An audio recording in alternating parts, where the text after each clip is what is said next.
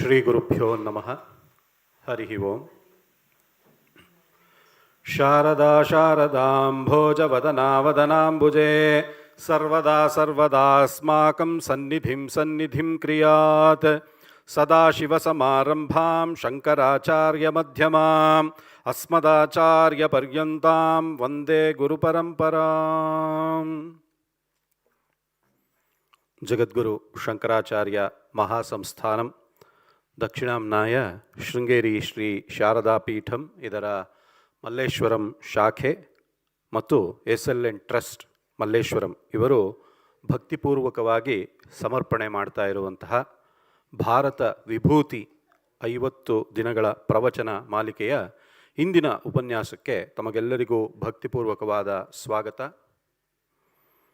ಜಗದ್ಗುರು ಶಂಕರಾಚಾರ್ಯ ಅನಂತಶ್ರೀ ವಿಭೂಷಿತ ಭಾರತೀ ತೀರ್ಥ ಮಹಾಸನ್ನಿಧಾನಗಳವರ ಸನ್ಯಾಸ ಸ್ವೀಕಾರದ 50ನೇ ವರ್ಷ ಸುವರ್ಣ ಮಹೋತ್ಸವದ ಅಡಿಯಲ್ಲಿ ಜಗದ್ಗುರು ಶಂಕರಾಚಾರ್ಯ ಅನಂತಶ್ರೀ ವಿಭೂಷಿತ ವಿಧುಶೇಖರ ಭಾರತಿ ಸನ್ನಿಧಾನಗಳವರ ಅನುಗ್ರಹ ಹಾಗೂ ಅಪ್ಪಣೆಯ ಮೇರೆಗೆ ನಡೀತಾ ಇರುವಂತಹ ಈ 50 ದಿನಗಳ ಪ್ರವಚನ ಮಾಲಿಕೆ ಭಾರತ ವಿಭೂತಿ, ಈ ಒಂದು ಜ್ಞಾನ ಯಜ್ಞಕ್ಕೆ ತಮಗೆಲ್ಲರಿಗೂ ಸ್ವಾಗತವನ್ನು ಕೋರ್ತಾ, ಮೊದಲಿಗೆ ಗುರುವಂದನಂ ಹಾಗೂ ಬಿರುದಾವಳಿ ಎಲ್ಲರೂ ಎದ್ದು ನಿಲ್ಲಬೇಕಾಗಿ ಪ್ರಾರ್ಥನೆ.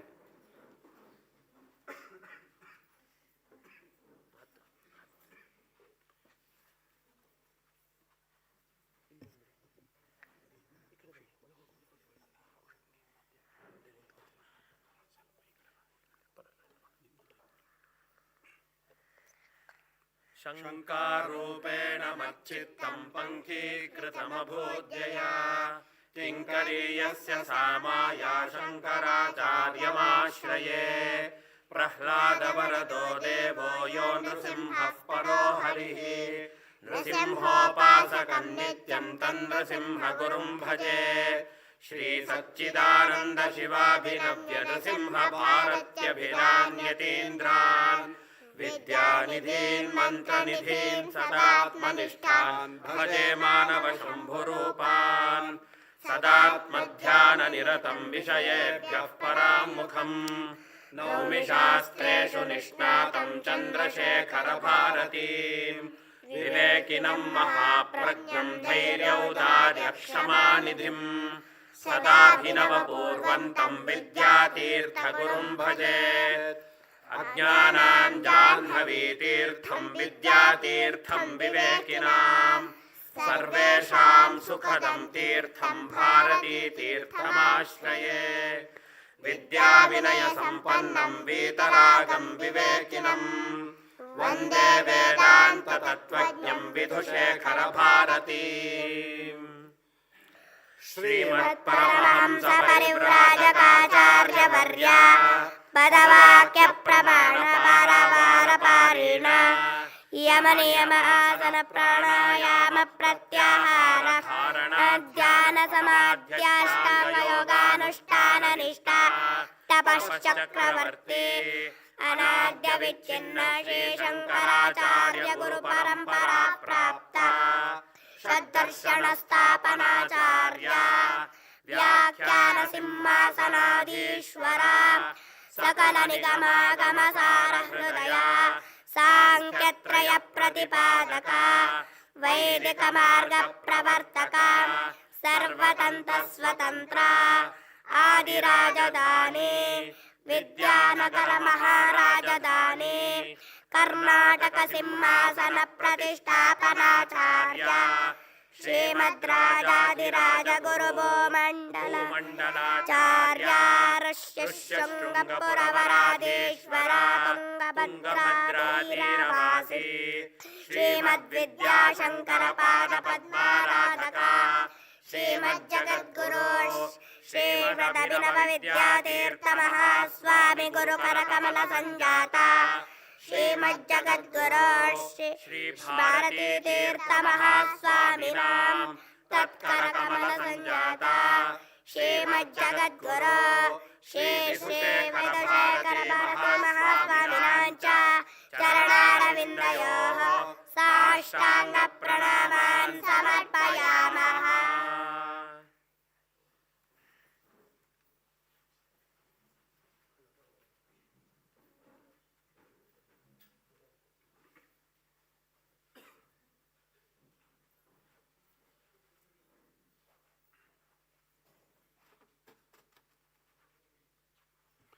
ಇನ್ನೀಗ ವೇದಘೋಷವನ್ನು ನಡೆಸಿಕೊಡೋದಕ್ಕೆ ವೇದಬ್ರಹ್ಮಶ್ರೀ ಮುನಿಕೋಟಿ ದತ್ತರಾಮ ಶರ್ಮ ಹಾಗೂ ವೇದಬ್ರಹ್ಮಶ್ರೀ ಮುನಿಕೋಟಿ ತುಳಸಿರಾಮ ಶರ್ಮ ಅವರು ಬಂದಿದ್ದಾರೆ. ಈಗ ವೇದಘೋಷ.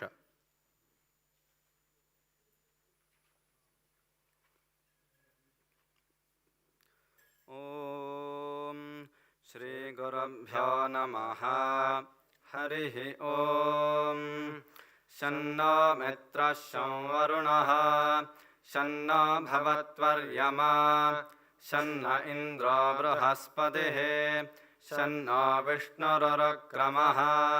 ನಮೋ ಬ್ರಹ್ಮಣೇ ನಮಸ್ತೆ ವಾಯೋ ತ್ವಮೇವ ಪ್ರತ್ಯಕ್ಷಂ ಬ್ರಹ್ಮಾಸಿ ತ್ವಮೇವ ಪ್ರತ್ಯಕ್ಷಂ ಬ್ರಹ್ಮ ವದಿಷ್ಯಾಮಿ ಋತಂ ವದಿಷ್ಯಾಮಿ ಸತ್ಯಂ ವದಿಷ್ಯಾಮಿ ತನ್ಮಾಮವತು ತದ್ವಕ್ತಾರಮವತು ಅವತು ಮಾಂ ಅವತು ವಕ್ತಾರಂ. ಓಂ ಶಾಂತಿ ಶಾಂತಿ ಶಾಂತಿ. ಓಂ ವೇದಮನೋಚ್ಯಾಚಾರ್ಯೋನ್ ದೇವಾಸಿನ ಮನುಷಾಸ್ತೆ ಸತ್ಯಂ ವದ ಧರ್ಮಂ ಚರ ಸ್ವಾಧ್ಯಾಯಾನ್ಮಾ ಪ್ರಮದಃ. ಆಚಾರ್ಯಾಯ ಪ್ರಿಯಂಧನಮಾಹೃತ್ಯ ಪ್ರಜಾತಂತುಂ ಮಾ ವ್ಯವಚ್ಛೇತ್ಸಿ. ಸತ್ಯಾನ್ನ ಪ್ರಮದಿತವ್ಯಂ ಧರ್ಮಾನ್ನ ಪ್ರಮದಿತವ್ಯಂ ಕುಶಲಾನ್ನ ಪ್ರಮದಿತವ್ಯಂ ಭೂತ್ಯೈನ ಪ್ರಮದಿತವ್ಯಂ ಸ್ವಾಧ್ಯಾಯ ಪ್ರವಚನಾಭ್ಯಾನ್ನ ಪ್ರಮದಿತವ್ಯಂ ದೇವಪಿತೃಕಾರ್ಯಾಭ್ಯಾನ್ನ ಪ್ರಮದಿತವ್ಯಂ. ಮಾತೃದೇವೋ ಭವ ಪಿತೃದೇವೋ ಭವ ಆಚಾರ್ಯದೇವೋ ಭವ ಅತಿಥಿದೇವೋ ಭವ. ಯಾನ್ಯನವದ್ಯಾನಿ ಕರ್ಮಾಣಿ ತಾನಿ ಸೇವಿತವ್ಯಾನಿ ನೋ ಇತರಾಣಿ. ಯಾನ್ಯಸ್ಮಾಕಂ ಸುಚರಿತಾನಿ ತಾನಿ ತ್ವಯೋಪಾಸ್ಯಾನಿ ನೋ ಇತರಾಣಿ. ಏಕೆ ಚಾಸ್ಮಚ್ಛ್ರೇಯಾಕಂ ಸೋ ಬ್ರಾಹ್ಮಣಾಃ ತೇಷಾಂ ತ್ವಯಾಸನೇನ ಪ್ರಶ್ವಸಿತವ್ಯಂ. ಶ್ರದ್ಧಯಾ ದೇಯಂ ಅಶ್ರದ್ಧಯಾ ದೇಯಂ ಶ್ರಿಯಾ ದೇಯಂ ಹ್ರಿಯಾ ದೇಯಂ ಭಿಯಾ ದೇಯಂ ಸಂವಿದಾ ದೇಯಂ. ಅಥ ಯದಿ ತೇ ಕರ್ಮ ವಿಚಿಕಿತ್ಸಾ ವಾ ವೃತ್ತ ವಿಚಿಕಿತ್ಸಾ ವಾ ಸ್ಯಾತ್ ಏತತ್ರ ಬ್ರಾಹ್ಮಣಾಃ ಸಂಮರ್ಷಿಣಃ ಯುಕ್ತಾ ಅಯುಕ್ತಾಃ ಅಲೋಕ್ಷಾ ಧರ್ಮಕಾಮಾಃ ಸ್ಯುಃ. ಯಥಾ ತೇ ತತ್ರ ವರ್ತೆರನ್ ತಥಾ ತತ್ರ ವರ್ತೆಥಾಃ. ಅಥಾಭ್ಯಾಖ್ಯಾತೇಷು ಏತತ್ರ ಬ್ರಾಹ್ಮಣಾಃ ಸಂಮರ್ಷಿಣಃ ಯುಕ್ತಾ ಅಯುಕ್ತಾಃ ಅಲೋಕ್ಷಾ ಧರ್ಮಕಾಮಾಃ ಸ್ಯುಃ. ಯಥಾ ತೇ ತೇಷು ವರ್ತೆರನ್ ತಥಾ ತೇಷು ವರ್ತೆಥಾಃ. ಏಷ ಆದೇಶಃ ಏಷ ಉಪದೇಶಃ ಏಷಾ ವೇದೋಪನಿಷತ್ ಏತದನುಶಾಸನಂ. ಏವಮುಪಾಸಿತವ್ಯಂ ಏವಮುಚೈತದುಪಾಸ್ಯಂ. ಶನ್ನೋ ಮಿತ್ರಃ ಶಂ ವರುಣಃ ಶನ್ನೋ ಭವತ್ವರ್ಯಮಾ ಶನ್ನ ಇಂದ್ರೋ ಬೃಹಸ್ಪತಿಃ ಶನ್ನೋ ವಿಷ್ಣುರುರುಕ್ರಮಃ. ನಮೋ ಬ್ರಹ್ಮಣೇ ನಮಸ್ತೆ ವಾಯೋ ತ್ವಮೇವ ಪ್ರತ್ಯಕ್ಷಂ ಬ್ರಹ್ಮಾಸಿ ತ್ವಾಮೇವ ಪ್ರತ್ಯಕ್ಷಂ ಬ್ರಹ್ಮಾವಾದಿಶಂ ಋತಮವಾದಿಶಂ ಸತ್ಯಮವಾದಿಶಂ. ತನ್ಮಾಮಾವೀದ್ ತದ್ವಕ್ತಾರಮಾವೀದ್ ಆವೀನ್ಮಾಂ ಆವೇದ್ವಕ್ತಾರಂ. ಓಂ ಶಾಂತಿ ಶಾಂತಿ ಶಾಂತಿ. ಹರಿ ಓಂ.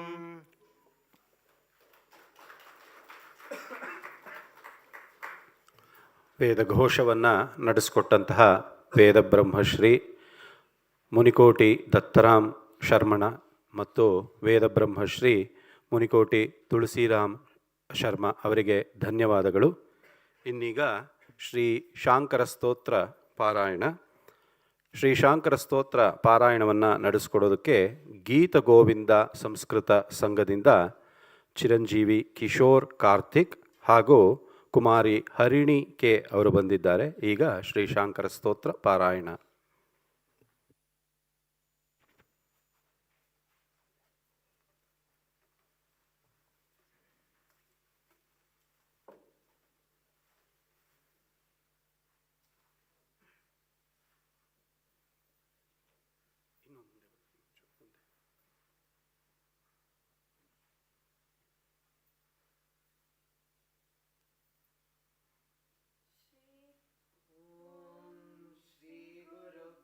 नमः। गुरुरेव गतिः गुरुमेव भजे, गुरुणैव सहास्मि नमो गुरवे। न गुरोः परमं शिशुरस्मि गुरोः, मतिरस्ति गुरौ मम पाहि गुरो। सदाशिवसमारम्भां शङ्कराचार्यमध्यमाम् अस्मदाचार्यपर्यन्तां वन्दे गुरुपरम्परां।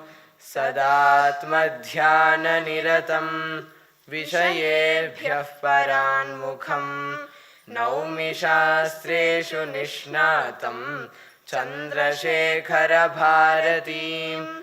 विवेकिनं महाप्रज्ञं धैर्यौदार्यक्षमानिधिं, सदाभिनवपूर्वन्तं विद्यातीर्थगुरुं भजे। अज्ञानां जाह्नवीतीर्थं विद्यातीर्थं विवेकिनां, सर्वेषां सुखदं तीर्थं भारतीतीर्थमाश्रये। विद्याविनयसम्पन्नं वीतरागं विवेकिनं, वन्दे वेदान्ततत्त्वज्ञं विधुशेखरभारतीम्। शिवपञ्चाक्षर नक्षत्रमाला स्तोत्रम्। राजताचलेन्द्रसानुवासिने नमः शिवाय, राजमाननित्यमन्दहासिने नमः शिवाय, राजकोरकावतंसभासिने नमः शिवाय, राजराजमित्रताप्रकाशिने नमः शिवाय, दीनमानवालिकामधेनवे नमः शिवाय, सूनबानदाहकृत्कृशानवे नमः शिवाय, स्वानुरागभक्तरत्नसानवे नमः शिवाय, दानवान्धकारचण्डभानवे नमः शिवाय, सर्वमङ्गलाकुचाग्रशायिने नमः शिवाय, सर्वदेवतागणातिशायिने नमः शिवाय, पूर्वदेवनाशसंविदायिने नमः शिवाय,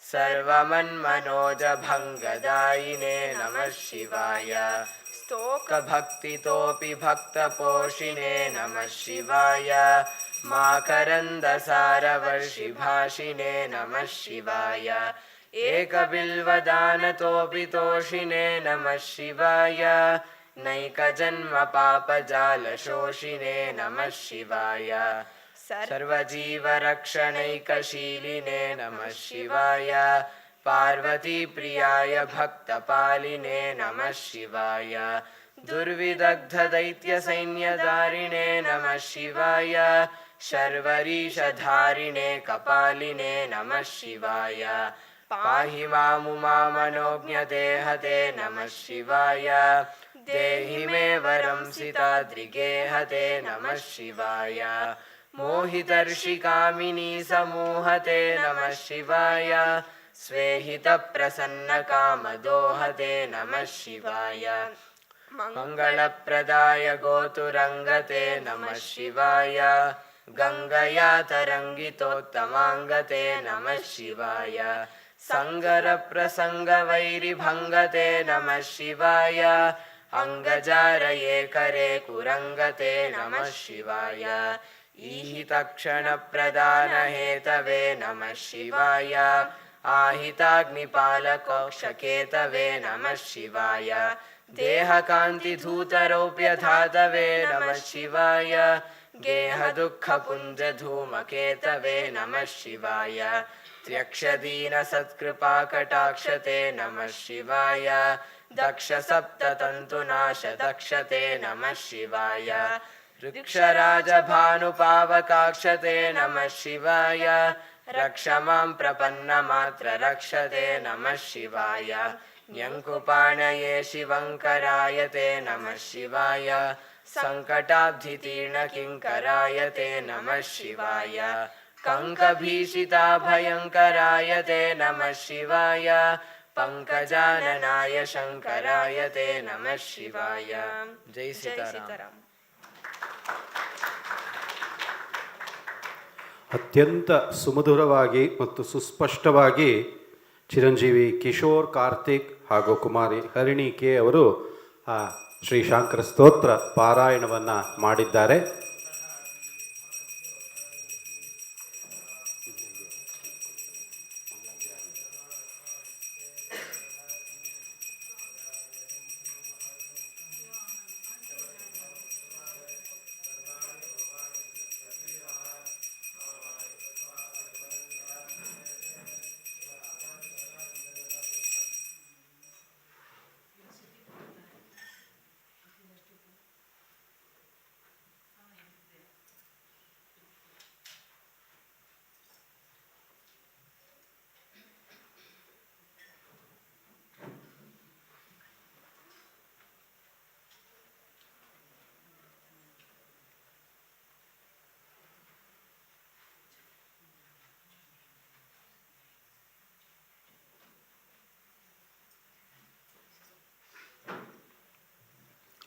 ಇನ್ನೀಗ ಇನ್ನೊಂದು ಶಾಂಕರ ಸ್ತೋತ್ರ ಪಾರಾಯಣ. ಇದನ್ನು ನಡೆಸ್ಕೊಡೋದಕ್ಕೆ ಶ್ರೀ ಶಂಕರ ಅಧ್ಯಯನ ಕೇಂದ್ರ ಸಂಜಯನಗರದಿಂದ ಚಿರಂಜೀವಿ ಆದಿತ್ಯ ಶ್ರೀವತ್ಸ ಅವರು ಬಂದಿದ್ದಾರೆ.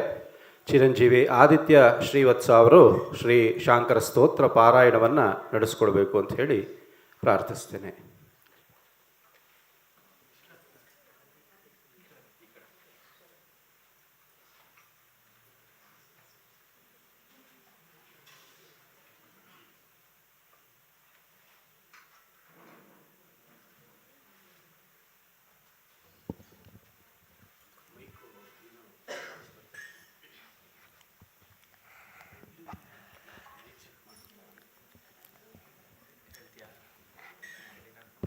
ಚಿರಂಜೀವಿ ಆದಿತ್ಯ ಶ್ರೀವತ್ಸ ಅವರಿಂದ ಶ್ರೀ ಶಾಂಕರ ಸ್ತೋತ್ರ ಪಾರಾಯಣ.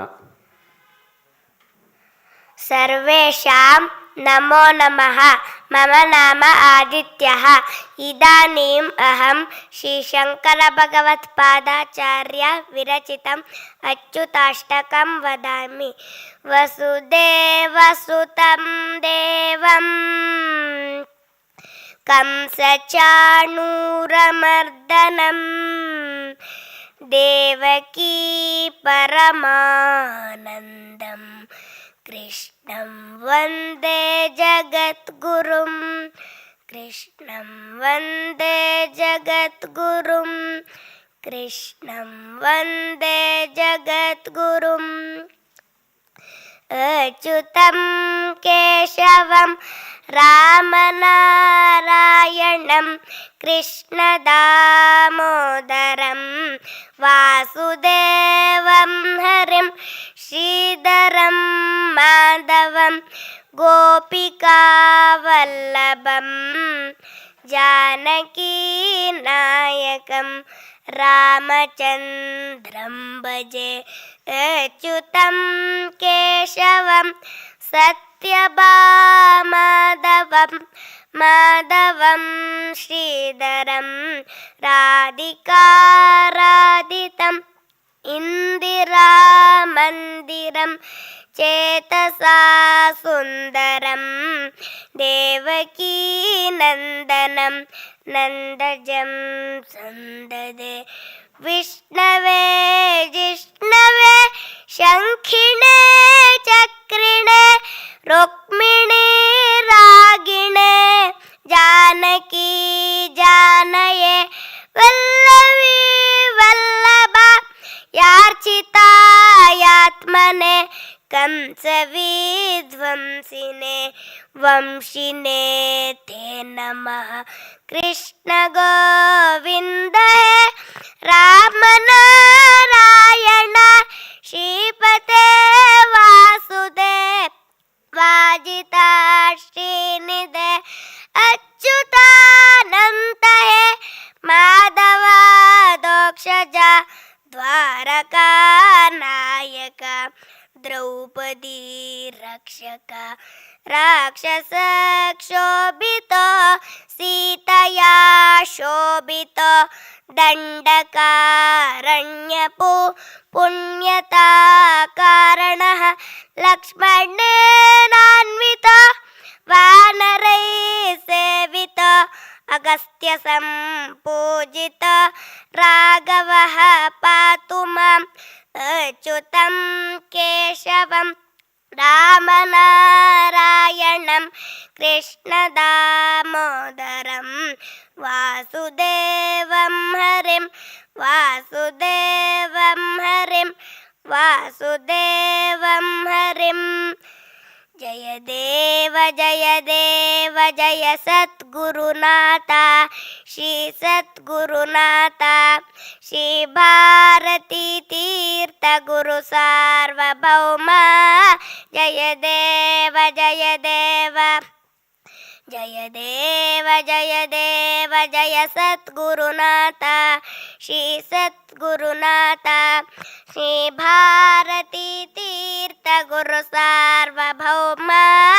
ಜಯ ದೇವ ಜಯ ದೇವ ವರ್ಜಿತ ವಿಷಯ ಕಲಾಪ ದುರ್ಜನ ಸುದುರಾಪ ದೂರೀಕೃತ ನತ ಪಾಪ ಸಚ್ಚಿತ್ ಸುಖರೂಪ.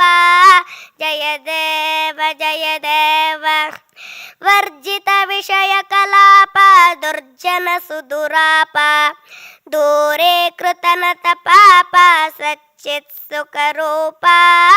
ಜಯ ದೇವ ಜಯ ದೇವ ಜಯ ದೇವ ಜಯ ದೇವ ಜಯ ಸದ್ಗುರುನಾಥ ಶ್ರೀ ಸದ್ಗುರುನಾಥ ಶ್ರೀ ಭಾರತೀ ತೀರ್ಥ ಗುರು ಸಾರ್ವಭೌಮ.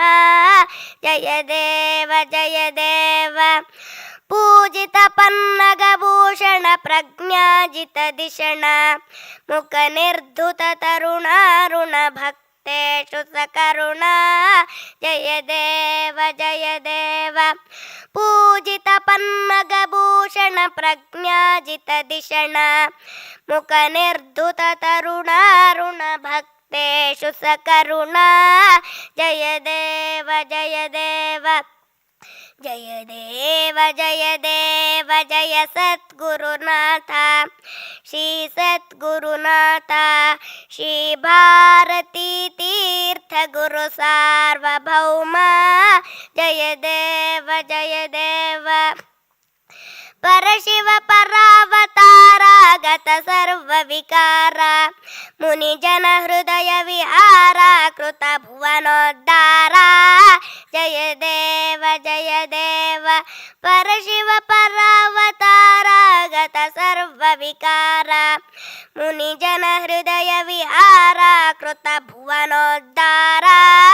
ಜಯ ದೇವ ಜಯ ದೇವ ಜಯ ದೇವ ಜಯ ದೇವ ಜಯ ಸದ್ಗುರುನಾಥ ಶ್ರೀ ಸದ್ಗುರುನಾಥ ಶ್ರೀ ಭಾರತೀ ತೀರ್ಥ ಗುರು ಸಾರ್ವಭೌಮ. ಜಯ ದೇವ ಜಯ ದೇವ ಜಯ ದೇವ ಜಯ ದೇವ ಜಯ ದೇವ ಜಯ ದೇವ ಜಯ ದೇವ. ಹರ ನಮಃ ಪಾರ್ವತಿ ಪತಯೇ ಹರ ಹರ ಮಹಾದೇವ. ಇಂದಿರಾ ರಮಣ ಗೋವಿಂದ ಗೋವಿಂದ. ಶ್ರೀ ಶಂಕರ ಭಗವತ್ಪಾದಾಚಾರ್ಯ ಸ್ವಾಮಿನೇ ನಮೋ ನಮಃ. ಶ್ರೀಮದ್ ಜಗದ್ಗುರು ಶ್ರೀ ಶ್ರೀ ಶ್ರೀಮದಭಿನವ ವಿದ್ಯಾತೀರ್ಥ ಮಹಾಸ್ವಾಮಿ ಗುರುಕರ ಕಮಲ ಸಂಜಾತ ಶ್ರೀಮದ್ ಜಗದ್ಗುರು ಶ್ರೀ ಶ್ರೀ ಶ್ರೀ ಭಾರತೀ ತೀರ್ಥ ಮಹಾಸ್ವಾಮಿನಾಂ ತತ್ಕರ ಕಮಲ ಸಂಜಾತ ಶ್ರೀಮದ್ ಜಗದ್ಗುರು ಶ್ರೀ ಶ್ರೀ ಶ್ರೀ ವಿಧುಶೇಖರ ಭಾರತಿ ಮಹಾಸ್ವಾಮಿನಾಂಚ ಚರಣಾರವಿಂದಯೋಃ ಸಾಷ್ಟಾಂಗ ಪ್ರಣಾಮಾನ್ ಸಮರ್ಪಯಾಮಃ.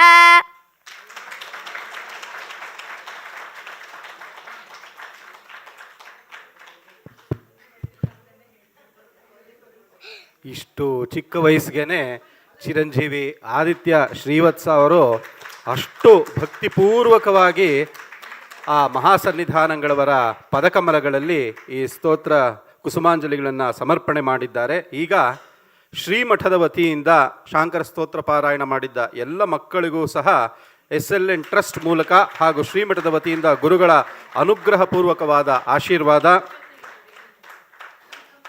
ಚಿರಂಜೀವಿ ಕಿಶೋರ್ ಕಾರ್ತಿಕ್ ಕುಮಾರಿ ಹರಿಣಿ ಕೆ ಹಾಗೂ ಚಿರಂಜೀವಿ ಆದಿತ್ಯ ಶ್ರೀವತ್ಸ ಅವರಿಗೆ ಗುರುಗಳ ಅನುಗ್ರಹ ಪೂರ್ವಕವಾದಂತಹ ಆಶೀರ್ವಾದ.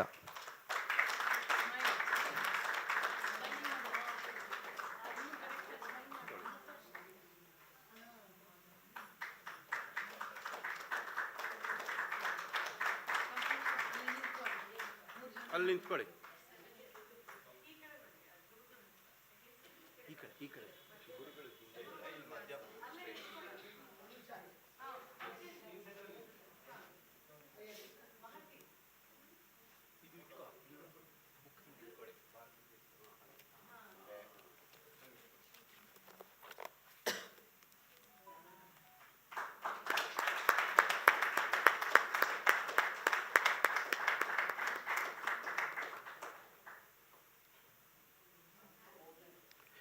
ಇನ್ನೀಗ ಈ ದಿನದ ಉಪನ್ಯಾಸದ ಕಡೆಗೆ ತೆರಳೋಣ. Today's spiritual discourse is by doctor M Gokulakrishna Lyer, and the topic for today's upanyasam is the life and works of Srimad Appayya Dikshitendra. I humbly request Dr. Gokulakrishna Lyer to kindly deliver today's lecture. Before the spiritual lecture,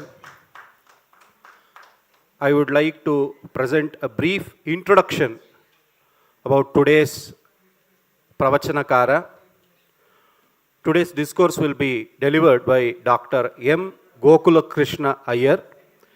He is a practicing Ayurvedic physician from Srirangam in Trichy district, Tamil Nadu. Apart from being an Ayurvedic clinician, he is also a student of Samskrita Sahityam with a special interest in the literary heritage of the Santas of Adi Shankaracharya's tradition. So this tradition of Adi Shankaracharya, all the saints, the literary heritage, he has done a deep study, and he has a deep passion in the study of Shastras such as Vyakaranam, Purva Mimamsa and Vedanta.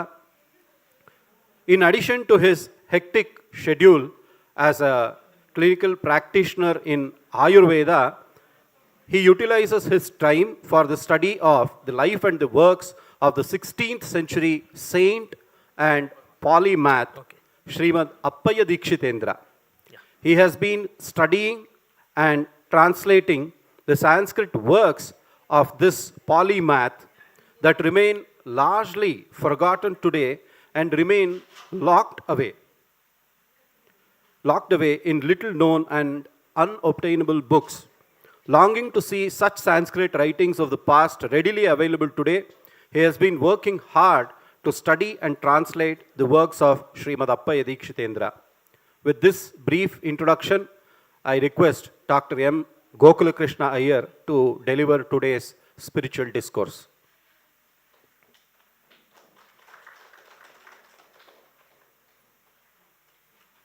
श्रीमत् Shankar देशिकेन्द्र रचिते तुंगापगातिरगे शृंगेर्याख्यपुरस्थिते सुविमले सन्मौनि संसेविते पीठे तां रविकोटिदीप्तिसहितां राराज्यमानां शिवां राजीवाक्षमुखामरार्चितपदां वन्दे सदा शारदाम् उद्घाट्य योगकलया हृदयाब्जकोशं धन्यैश्चिरादपि यथा रुचिगृह्यमाणः यः प्रस्फुरत्यविरतं परिपूर्णरूपः श्रेयस्स मे दिशतु शाश्वतिकं मुकुन्दः यस्याहुरागमविदः परिपूर्णशक्तेः अंशे कियत्यपि निविष्टममुं प्रपञ्चं तस्मै तमालरुचिभासुरकन्धराय नारायणी सहचराय नमः शिवाय नंदा सुभद्रा सुरभिसुशीला सुमनः संज्ञायै पंचगोत्ररूपायै कपिलायै नमः नमो गोभ्यः श्रीमतीभ्यः सौरभेयीभ्य एव च नमो ब्रह्मसुताभ्यश्च पवित्राभ्यो नमो नमः नानाभाष्याधृता सा सगुणफलगतिर्वैधविद्याविशेषैः तत्तद्देशाप्तिरम्या सरिदिव सकला यत्र यात्यंशभूयं तस्मिन्नानन्दसिन्धौ अतिमहति फले भावविश्रान्तिमुद्रा शास्त्रस्योद्घाटितायैः प्रणमत हृदि तान् नित्यमाचार्यपादान् उमाकान्ते रमाकान्ते येषामासीन्मतिः समा नमामि दीक्षितेन्द्रांस्तान्नयषट्कविशारदान् लीढालीढपुराणसूक्तिशकलावष्टम्भसम्भावना पर्यस्तश्रुतिसेतुभिः कतिपयैः नीते कलौ सान्द्रतां श्रीकण्ठोऽवततारयस्य वपुषा कल्क्यात्मनेवाच्युतः श्रीमानप्पय दीक्षितः स जयति श्रीकण्ठविद्यागुरुः भारती करुणापात्रं भारती पदभूषणं भारती पदमारूढं भारती तीर्थमाश्रये विद्याविनयसम्पन्नं वीतरागं विवेकिनं वन्दे वेदान्ततत्त्वज्ञं विधुशेखरभारतीम्. My humble obeisance to Sri Adi Shankara Bhagavatpada, my humble obeisance to Srimad Appayya Dikshitendra, my humble obeisance to the Sringeri Jagadguru Mahasannidhanam, Sri Bharati Tirtha Mahaswamigal, my humble obeisance to Sringeri Jagadguru Shankaracharya, Sannidhanam Sri Vidhushekara Bharati Swamigal. I express my gratitude to the organizers of Malleshwaram Sringeri Shankara Mutt for organizing this series of talks. And so this event, the Suvarṇa Bhāratī Mahotsavam, and the topic that has been given to me, so the life and works of Srimad Appayya Dikshitendra, so they have a very deep and intimate connection. So the event that is going on now, so the event commemorating the 50th Sannyasa Grahana Varsham of Jagadguru Shankaracharya Sri Bharati Tirtha Mahaswamigal, and discussing the life and works of Srimad Appayya Dikshitendra, so they are deeply intertwined in my life. So what is the connection between the two?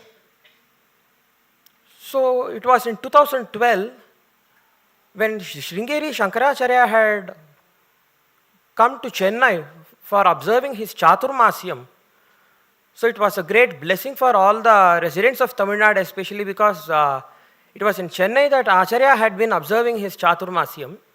And we all know that towards the end of Chaturmasya Vratam, so on the day of Vinayaka Chaturthi, Mahaganapati Vakyartha Vidvat Sabha begins. So starting from the day of Vinayaka Chaturthi for 12 to 13 days, a very grand Vidvat Sabha takes place. Scholars who have studied 4 Shastras, Nyayam, Vyakaranam, Purvamimamsa and Vedantam. So scholars who have spent many years studying and teaching the 4 Shastras are invited to give Vakyarthas on any one particular topic from either of the 4 Shastras. To be invited to present Vakyarthams in Mahaganapati Vakyartha Vidvat Sabha is a honor for a Vidwan. So only Vidwans of very high caliber are invited to speak in Sringeri's Mahaganapati Vakyartha Vidvat Sabha. So that is the standard of Vidvat Sabha. And in 2012, so Ganapati Sadas took place in Chennai because Acharya was observing his Chaturmasyam there. The Ganapati Sabha also took place. And I was doing my final year in Ayurveda at that time. And so the time when the Ganapati Sadas was there, so we had the whole of 1 month we had a very great schedule in our college.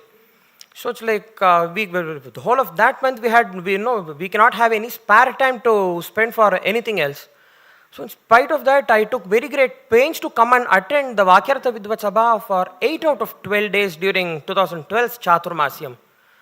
So spending, so every day the Vidvat Sabha would begin at 4 o'clock in the evening, and it would go on till 8 o'clock. So 8 or maximum 8:30 the Vidvat Sabha would finish. And then Acharya would go for Snanam, and then he would come for Chandramoulishwara Puja. So that used to be the routine on the days of Mahaganapati Vakyartha Vidvat Sabha. So I have heard Goda Venkateshwara Shastrigal telling that directly, and I have also heard senior devotees quoting Jyeshta Mahasanidhanam. So a person need not know Sanskrit. A person did not have the knowledge of the Shastras. In spite of not knowing a single word of Sanskrit, in spite of not having any Shravanam of the Shastras, if a person sits in a place where the Vakyarthams are going on, he will receive a lot of punyams.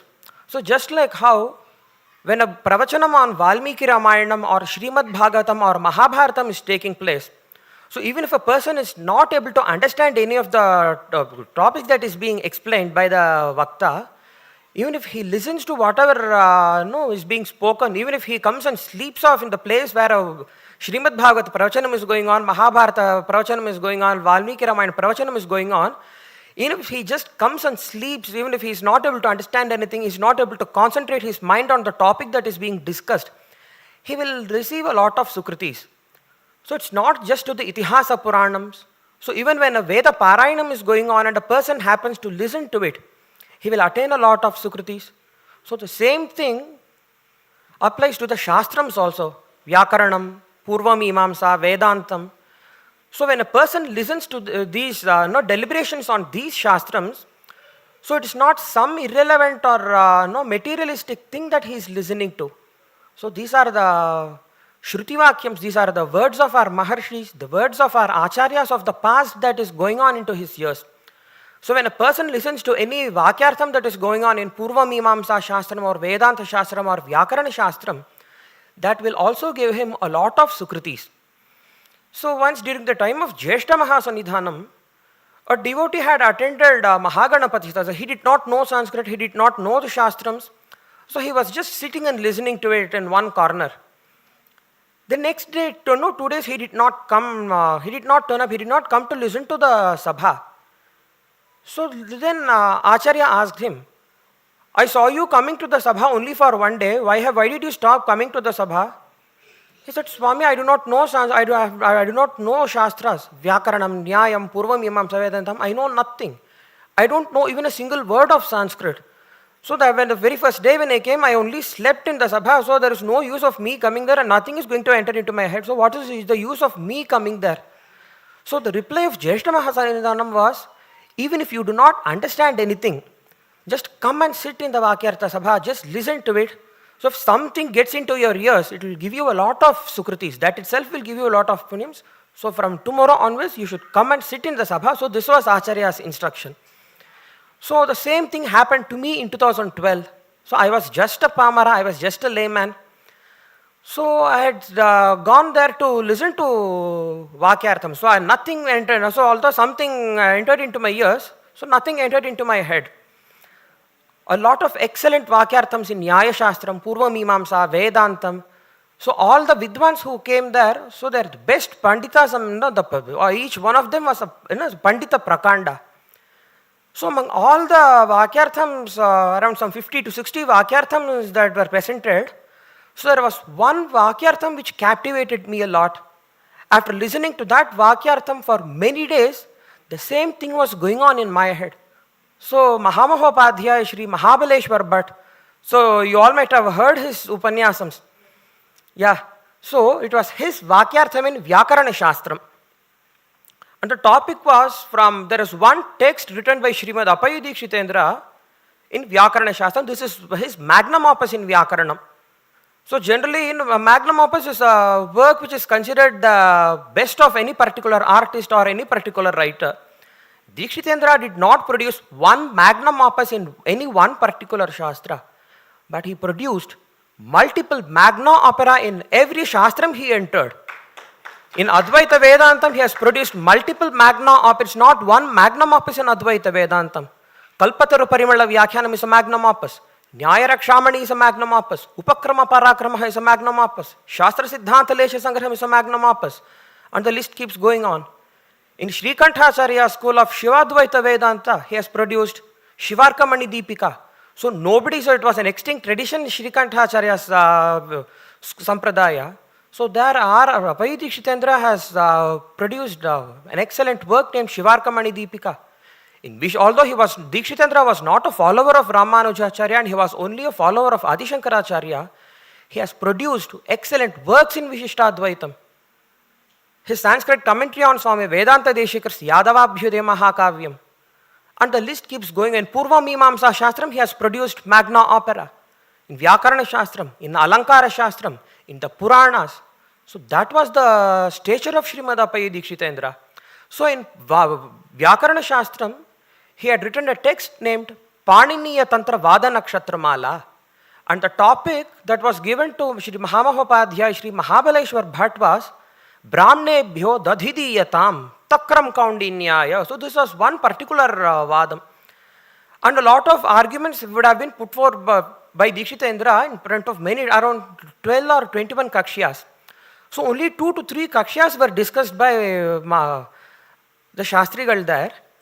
And the whole Vakyartham was so nice that, so Dikshitendra's stature is such that in every Shastram he has entered and contributed, there will be one group of Vidwans all over the country who will strongly support him. And there will be one group of Vidwans who will vehemently oppose his views. And when Mahabaleshwar Bhatt was presenting his Vakyartham, so Brahmnebhyo Dadhidiyatam Takram Kaundinyaya, so the gross translation of it means, so when there are a group of Brahmanas sitting for Bhojanam, so Brahmnebhyo Dadhidiyatam, let curd be served to them. So to the Brahmanas who belong to Kaundinya Gotram, let buttermilk be served to them. Brahmnebhyo Dadhidiyatam Takram Kaundinyaya. So there is one particular Vakyartham it is. So when he was, during the course of his Vakyartham, there was one particular scholar, one Vidwan in Vyakarana Shastram. So he kept raising his hands like this. See, he wanted to raise some akshepam and refute the views that is being put forth by the speaker, Mahabaleshwar Bhatt. Appa when Acharya was, Mahasanidhanam was so immersed, enjoying the Vakyarthams that throughout the Vakyartham, that Vidwan kept raising his hand like this. He wanted to raise some akshepams. Acharya said, So these were the only murmur of Acharya all throughout the Vakyartham. And at the end of the Vakyartham, he said, Nitaram Santosha, Nitaram Ramaniyam Asit, Mahan Santosha Vyakarane Vakyarthaschet Evam Bhavet. So it means it is so excellent and I feel extremely happy listening to it. If there should there be a Vakyartham in Vyakarana Shastram, it should be like this. And he also made the same remark on a few other Vakyarthams in Vedanta Shastram, in Mimamsa, in Nyaya Shastram. But none of them captured my mind. But this particular Vakyartham, this Takra Kaundinya Nyaya, Brahmnebhyo Dadhidiyatam Takram Kaundinyaya, I don't know why it captured my mind so strongly. So the moment, that day, when the Vakyartham was over after Chandramulishwar Puja, after I went home, the same thing kept going on in my mind. And it's like how today we have got Android phones, it's like everything is just a few clicks away for us today. Way back then, we did not have Android phones. So I did not have time to do Google search about who is this Appayya Dikshita, what is this Takra Kaundinyayam. I did not have anything. And because of some work pressure at college and hospital, so I did not have time to go sit at home, spend quality time to sit in front of the desktop or laptop and then study about this Acharya and Appayya Dikshita. So for one whole month, the same thing kept ringing on inside my mind. Brahmnebhyo Dadhidiyatam Takram Kaundinyaya, the name of Paniniya Tantra Vada Nakshatramala, the name of Appayya Dikshita. So same thing kept going on in my mind over and over again. So whenever I was seeing patients in hospital, I would say, the thought, Brahmnebhyo Dadhidiyatam Takram Kaundinyaya, and I was not able to concentrate on anything else. Again, we're traveling from house and to college. Same thing, Brahmnebhyo Dadhidiyatam Takram Kaundinyaya. Who is this Appayya Dikshita? It was always it was going on in my mind. Aprama 1 month later, when I had time to sit at home and then do Google search about who is Appayya Dikshita, Apramata I came to know something about him. So Swami Shivananda of Rishikesh, so he has written an excellent essay on the life of Appayya Dikshita. And that is very, very helpful for a layman who doesn't know Sanskrit to have a glimpse of who Appayya Dikshita is. So that was the very first time I came to know about the life of Appayya Dikshita, who he was the small essay in English written by Swami Shivananda. Later on, I had been having a very great yearning to come across authentic sources of his biography in Sanskrit, written by scholars earlier. I had been having an ardent desire to acquire books of Appayya Dikshita. Swami Shivananda had written very high about Dikshitendra. So if that is the case, what were the books written by him? The same thought had been haunting me literally for many months. And once again, it is purely by the grace of Acharya. So the very first time I got introduced to the name of Srimad Appayya Dikshitendra was in the Sannidhi of Mahasannidhanam Shri Bharati Tirtha Mahaswamigal. So only then I realized the words of Jyeshta Mahasannidhanam as well as of late Shri Goda Venkateshwara Shastrigal, that even if we do not know anything in the Shastrams, so if we keep listening to them over and over again, so they are capable of producing a big transformation in our hearts. They are capable of producing a big transformation in our lives. So that is something I realized. So although I knew Sanskritam decently, I was a Kevala Sanskritagnya, not a Shastragnya. So knowing a language doesn't mean we know a particular subject.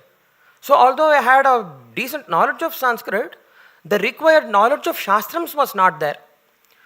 So over time, it was purely by the grace of Acharyas, things started coming in my way. So the previous year in 2012, I had the opportunity to hear about the works of Dikshitendra in Acharya's Sannidhi. So the previous year, so there was one of my cousin's wedding, and it was in Trichy district, the place where I stay in Srirangam. So it is in a different locality. So the owner of this Kalyana Mandapam, so his father was a very great Veena Vidwan and a very great Sanskrit scholar. And his father had left behind a very huge collection of rare Sanskrit works which are not available to our generations. So when one of my relatives had gone to see them during the time of arranging the marriage and all that, so he told that my father was a very great Sanskrit scholar and I want to give away my father's books to some youngster who will read them and get benefited by them. I don't wish to give them to any libraries or anything. I will only give them to an individual, and he should only be a youngster and not a person who is 70 or 80 plus. Only to a youngster I will like to give these books. My relative said, I have one of our relatives who is in Chennai. So he's so much devoted to studying Sanskrit literature. So I said, okay, ask him to come and meet me during the time of wedding. After seeing him, only after if I'm convinced with him, I will give away my books. If I'm not convinced with the person, I will never give a single book of my father. He said, okay. And so during the time of my cousin's wedding, I met the Kalyana Mandapam's owner. After seeing me, he was impressed and he said, take the room's key, take as many books as you want. It was, so for a person of 20th and 21st century, so having to read such literature, so it is like stepping into an unexplored continent. So access to such books is not something that is easy to us. And only then I came to know that there was something named Vani Vilas Press was there in Srirangam, the place where I used to, so my Matha, so my mother's parents live in Srirangam. So from Coimbatore and Chennai when I was a kid, so we used to go to our Matha Maha's house for holidays. Only years later I realized that I have a very strong connection with Sringeri Shankara Acharyas and with all the Acharyas of our Sampradayam. And this Vani Vilas Press books, the very first time I saw the name of Shri Vani Vilas Press of Srirangam, and then Nirinai Sagar Press of Mumbai and many others, Ananda Ashram of Pune. And it was something that was new to me for a youngster. I just came, although I never understood anything of what was there in the books, I just collected those books. And later on when I heard the Vakyartham of Acharya, and then when I opened the books once again, then I said, okay, all this, it's only as Bhagavad Kripas, Acharya's Kripas, these books have come to me. Then I started spending good quality time studying. Then I used to go to listen to Vakyarthams in our Shankara Mathams, in the Shastrams. So that is how it started developing. Then by the blessings of Acharya, I acquired a copy of Srimad Appayya Dikshitendra which was written by K.V. Subramanya Shastrigal, who was a direct descendant of Dikshitendra. And when I used to ask about it to scholars in either of the two mutts, when I asked any doubts to scholars, unanimously all scholars would say about Appayya Dikshitendra. So we have studied his Vedanta Shastra, I have studied these works of Dikshitendra. Vyakaranam, I have studied these works. Mimamsa, I have studied these books, but the information that you are telling, I have never heard of. Unanimously, all scholars used to tell me. So after studying the works of Sri K.V. Subramanya Shastrigal, which is a Champu Kavyam in Sanskrit, Srimad Appayya Dikshitendra Vijayam is a Champu Kavyam. Then I had, in Sringeri when I had visited, so there are another Dikshitendra Vijayam written by Shivananda Yogindra, so I had been longing to see a copy of it. So during every Chandramulishwara Puja that year in 2016, so every time when I used to sit in Chandramulishwara Puja, this used to be my ardent prayer. Somehow I should acquire a copy of Shivananda Yogindra's Dikshitendra Vijayam Abdin.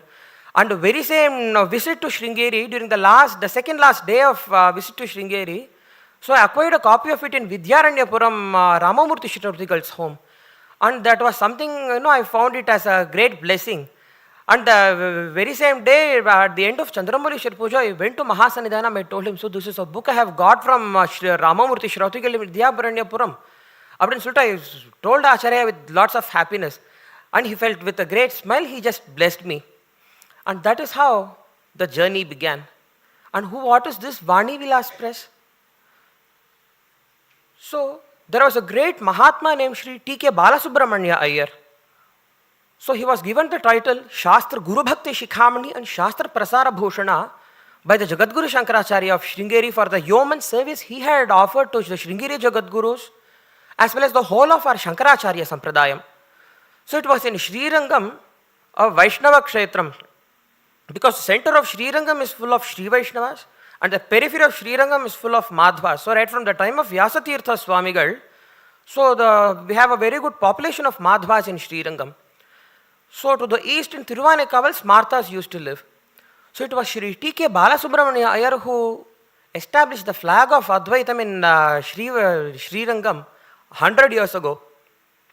So it was 100 years ago, the works of Sri Adi Shankara Bhagavatpada got published for the first time through modern printing press. It was Sri Vani Vilas Press. The works of Srimad Appayya Dikshitendra were published for the first time by Srirangam Sri Vani Vilas Press through modern printing press. The works of Mahakavi Sri Nilakantha Dikshitar, Sri Sadashiva Brahmendra and many other acharyas of our Sampradayam were published for the first time by Sri Vani Vilas Press of Srirangam. So it was established in 1904 and then in 1939, so Sri T.K. Balasubramanya Iyer established Sri Shankara Gurukulam. And what he established as Sri Shankara Gurukulam in Srirangam now stands as Sringeri Shankara Matham. And everything that he possessed, so everything he had in possession, he offered it everything as a samarpanam to Sringeri Acharya. So not a single rupee he gave to his family members or relatives. Every single rupee he had, every single rupee he acquired from his purvajas, he offered everything as a samarpanam to Sringeri Acharyas. So that was the great bliss, the service Sri T.K. Balasubramanya Iyer had made. And only after studying these works, I realized, so as small children, our grandmother used to take us to Sringeri. So whenever we used to come to Srirangam for holidays, she used to go to Sharadamba temple. So she used to take us also with her. So we have had the pleasant experience there. But I never realized that I would be having this kind of a connection or emotional bonding many years later on with this great Vidyasthanam.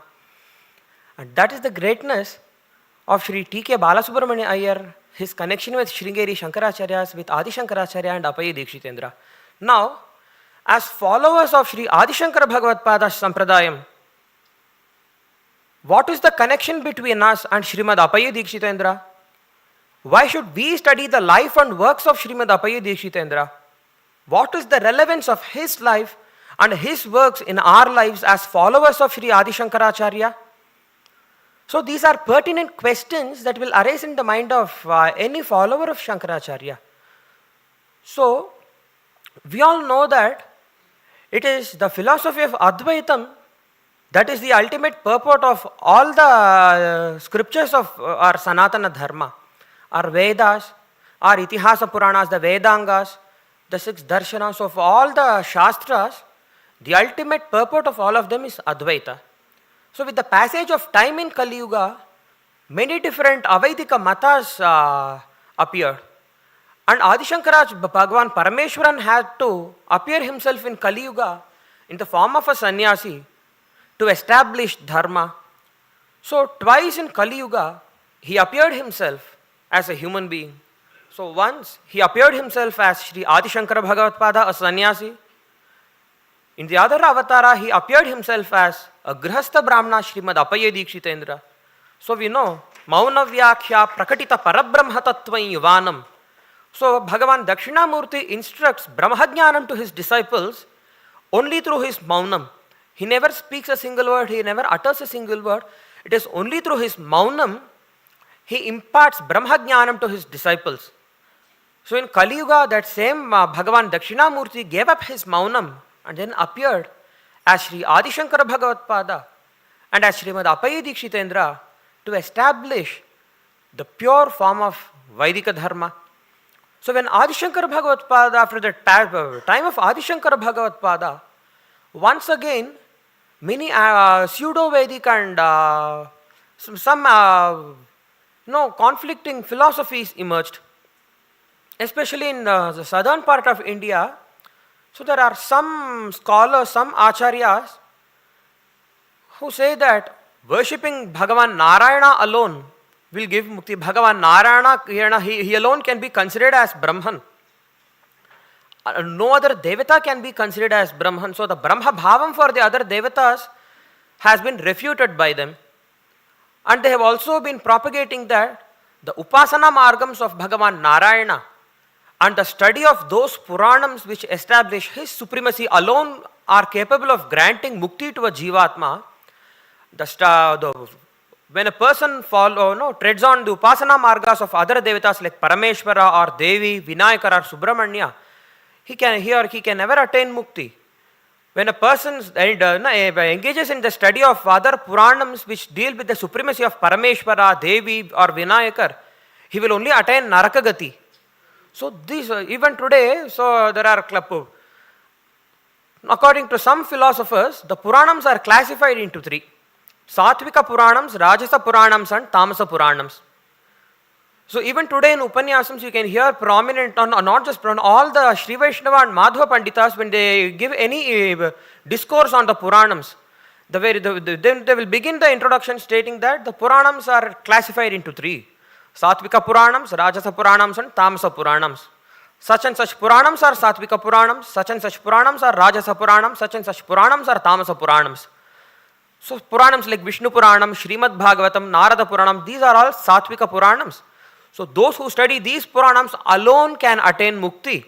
So those who study Puranams, Shiva Mahapuranam, Skanda Puranam, Matsya Kurma Linga Puranams, and then Devi Bhagavatam, Mudgala Puranam, Ganesha Puranam, so all of these people will definitely attain Naraka Gati. There is no mukti for them. Yes. So right from the time of Swami Ramanujacharya, Swami Vedanta Deshikar, Madhvacharya, his disciples, so this opinion was made to be deeply rooted in the minds of Astikas.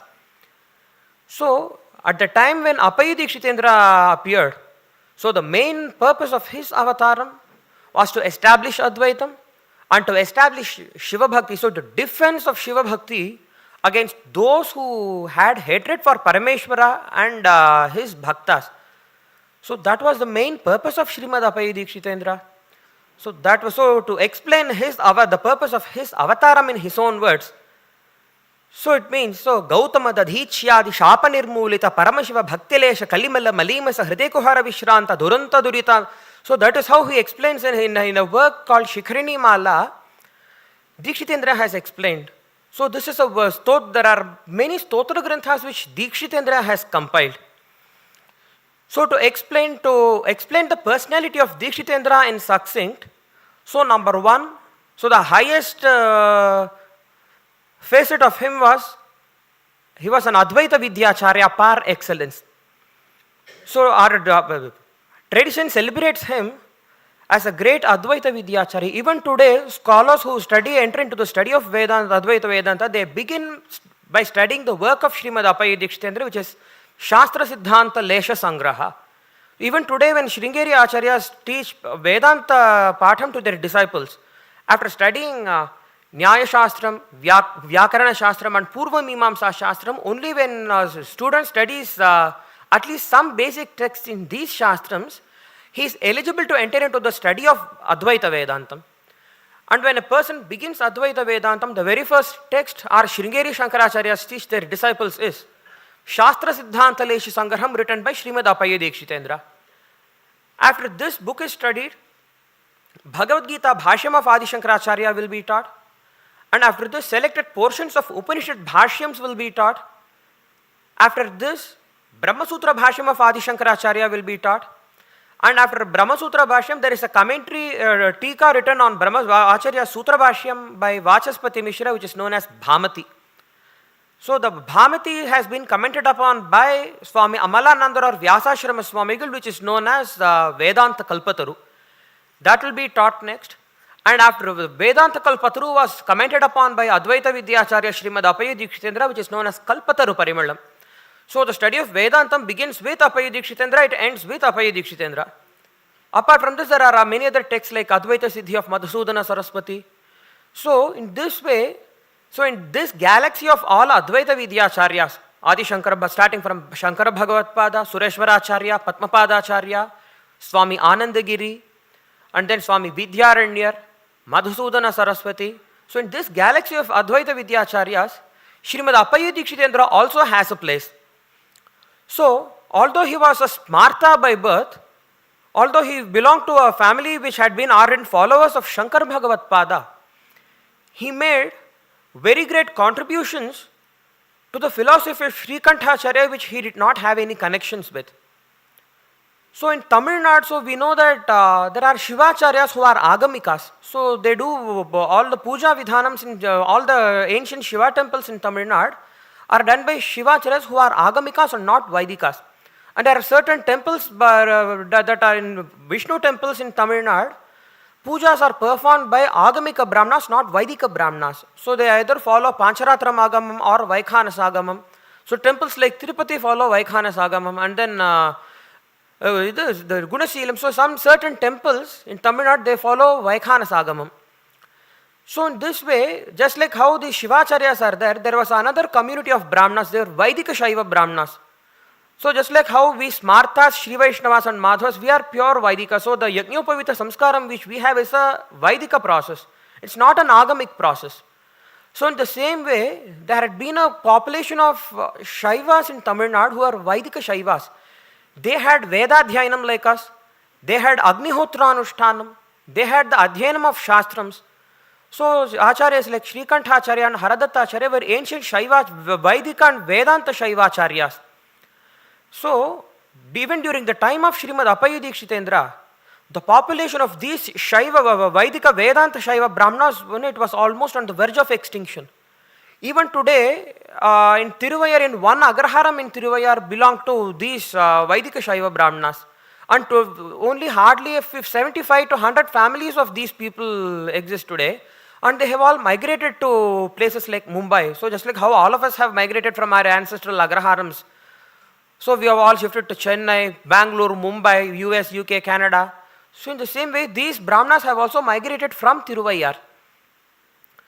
So because Sampradayam can be vibrant, so can be, it is said to be an existent one, only when there are a good number of Brahmanas who study, do Vedadhyanam of that particular Sampradayam, Brahmanas who do Agnihotra Anushtanam, Brahmanas who are into different Upasana Margams, Brahmanas who study different Shastram, Nyayam, Vyakaranam, Purva Mimamsa. And there should also be, so in ancient times, there should have been patronage of great kings. So for example, for us, as followers of Shankaracharya Sampradayam, we had patronage of all the kings. Vijayanagara Maharajas, we had their support. In Tamil Nadu, you see all the Nayaka Maharajas of Tamil, so Velur, Madurai, Tanjavur, Marathas, they had very strong support. So Smartas, Shri Vaishnavas and Madhvas, so for the past, if we look at the history of our past, So throughout the centuries, we had the strong support of the Maharajas who ruled. And then we should also have the support of the Vaishya communities, Shudra communities. Every community is required for a Sampradayam to keep it alive. So when the number of practicing Brahmanas comes down, the number of Kshatriyas who patronage it also comes down. So when everything comes down, eventually the Sampradayam becomes extinct. So that is what happened with that Sampradayam of Shrikantacharya. So even today we say, Shrikantha Mata Pratishthāpanācārya. This is one of the epithet that comes in the Birudavalli of Appayya Dikshitendra. Chaturadhika Shataprabandha Nirvahaka Shrikantha Mata Pratishthāpana. So it means he established the Matam of Shrikantacharya. So an extinct tradition, so whatever little Dikshitendra could salvage and present it to the future generations, Dikshitendra had preserved it in that way. Ideally speaking, the study of Vedanta means the Vedantam is basically Upanishad Pramanam. Vedanta Shastra, without Upanishad there is no Vedantam. Because even the Brahma Sutrams, so they are dependent on the Upanishads. Even in the Sampradayam, only after a student undergoes the study of Upanishads and Upanishad Bhashyams, he will be allowed to study Gita Bhashyam, specific portions of Itihasa Puranams, and only then he will be allowed to study Brahma Sutram and Brahma Sutra Bhashyams. Immediately, no student of Vedanta will be taught Brahma Sutra Bhashyams. So that is how in all of our Sampradayams, in Advaita Sampradayam, Vishishta Advaitam and Dvaitam, that is how it is. Even when we take a look at our community, we have a very good number of scholars who study and teach Advaita Vedanta. So the tradition of Adhyanam and Adhyapanam exists in a robust way in our Sampradayam, in our community. When we take a look at the Sri Vaishnava community, even today the tradition of Adhyanam and Adhyapanam of Vishishta Advaita Vedantam exists in a robust way. When we look at the Madhvas also, it is existing in a very robust way. But the Sampradayam of Shrikantacharya, even during the time of Dikshitendra, it was in a very bad state. So we do not see any Upanishad, commentaries on Upanishad Bhashyams of Shrikantacharya, commentaries on Bhagavad Gita Bhashyams of Shrikantacharya, nothing, we've not come across anything. So only the Shrikantha Bhashyam, the Brahma Sutra Bhashyam of Shrikantacharya has been commented upon by Dikshitendra. So that was what Dikshitendra could salvage, and that is what he has presented to posterity. So that was his contribution to the field of Shrikantacharya's system of Vedanta. And in Vishishtadvaita Vedanta, the kind of accuracy which Dikshitendra had in their system of thought, no other Martha or Madhava has ever had. 100 years ago, there was a scholar named A.V. Gopalacharya who lived in our place in Srirangam. He was a very good friend of Sri T.K. Balasubramanya Iyer, and he has also made great contributions to Sri Vani Vilas Press. So he was a great scholar in both Advaita Vedanta and Vishishta Advaita, a great scholar in Purva Mimamsa and Samskrita Sahityam, and an advocate by profession. Once he made a remark on Dikshitendra. So he says he compared Dikshitendra with Vyasatirtha of Madhva Sampradayam. So in his work named Nyayamritam, so there is one chapter titled Ananda Taratamyavadaha. So it is an analysis on the bliss experienced by mumukshus of Shankaracharya's followers and Ramanuja's followers. So this is in this chapter he had refuted the concepts of mukti that is taught in Shankaracharya Sampradayam and Ramanujacharya Sampradayam. So there A.V. Gopalacharya remarks about Vyasatirtha. In his Ananda Taratamyavada, he makes very small mistakes which are excusable. So such concepts can be grasped only by those Sri Vaishnavas who had studied all the granthams of their acharyas Amulu Chudam from their gurus, and there are certain texts which they will never teach to outsiders. They will never teach to Smartas or Madhvas.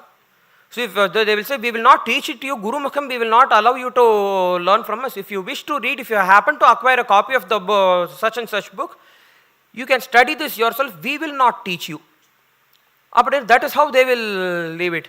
So even in such a place where Vyasatirtha has made very small and excusable mistakes, Srimad Appayya Dikshitendra has never made such mistakes because he has written an elaborate commentary on Yadavabhyute Mahakavyam. So that is the eminence of Dikshitendra. That is the accuracy of understanding he had in Vishishtadvaitam. In Dvaita Vedantam also he had a very good understanding. So his accuracy of understanding in these the two Vaishnava schools of Vedanta can be seen even through his Advaitic literatures. So in his works like Kalpataru Parimalam, Nyaya Rakshamani, Upakrama Parakrama and others, he has made a landmark defense of Advaita Vedanta from the attacks of all the acharyas starting from Ramanujacharya, Madhvacharya Swami, Vedanta Deshikar. So in every adhikaranam of Brahma Sutram, every sutra, every chapter, every padam, every adhikaranam and every sutram, every single word that he has written in his commentary, he has made a landmark defense of Adi Shankara Bhagavatpada in every possible way. So that is why the whole of Shankaracharya Sampradaya, so whole of our community should be indebted to him. So this is one aspect of him. So as a Mimamsaka, as a great philosopher of Purva Mimamsa, Acharyas like Khandadeva Acharya of Kashi who are celebrated Purva Mimamsakas, they celebrate him as Mimamsaka Murdhanya. So to study in every field, to study the works of Dikshitendra, a student has to have a very good panditim in that particular shastram. So in this way, he was also a great Shiva Bhakta, which everybody knows. He was a great Agnihotra, he was a practitioner of Agnihotram and all Shrauta karmas. So all the karmas which are difficult to perform, he used to perform at ease. So K.V. Subramanya Shastrigal, by describing his ancestors, he says, all the Brahmanas of his family, they used to be Havya Gandhidhuma Patali Pavitri Kritavasathaha. So when we enter into their houses, how their houses used to appear? Havya Gandhi means Agni Devaha. Tasya Dhumaha means the smoke of Agni Devata. Tena Patali Kritam. No, so when we look at the ceilings of their houses, it used to be very dark in color. Why it used to be dark? They performed innumerable Vaidika karmas in their house, in so much so that even the ceilings of their house has become black in color. The Havyagandhi Dhuma Patali Pavitri Krita Avasathaha.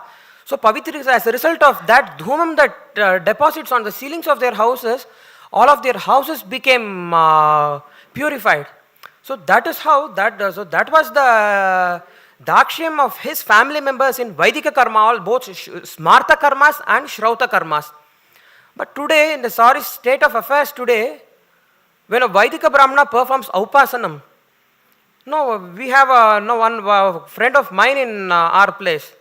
So he had to keep shifting one house to another. Yeah, like he is doing Aupasanam, we just know we have painted our house will get spoiled, we cannot give our house to you for rent, please see another house.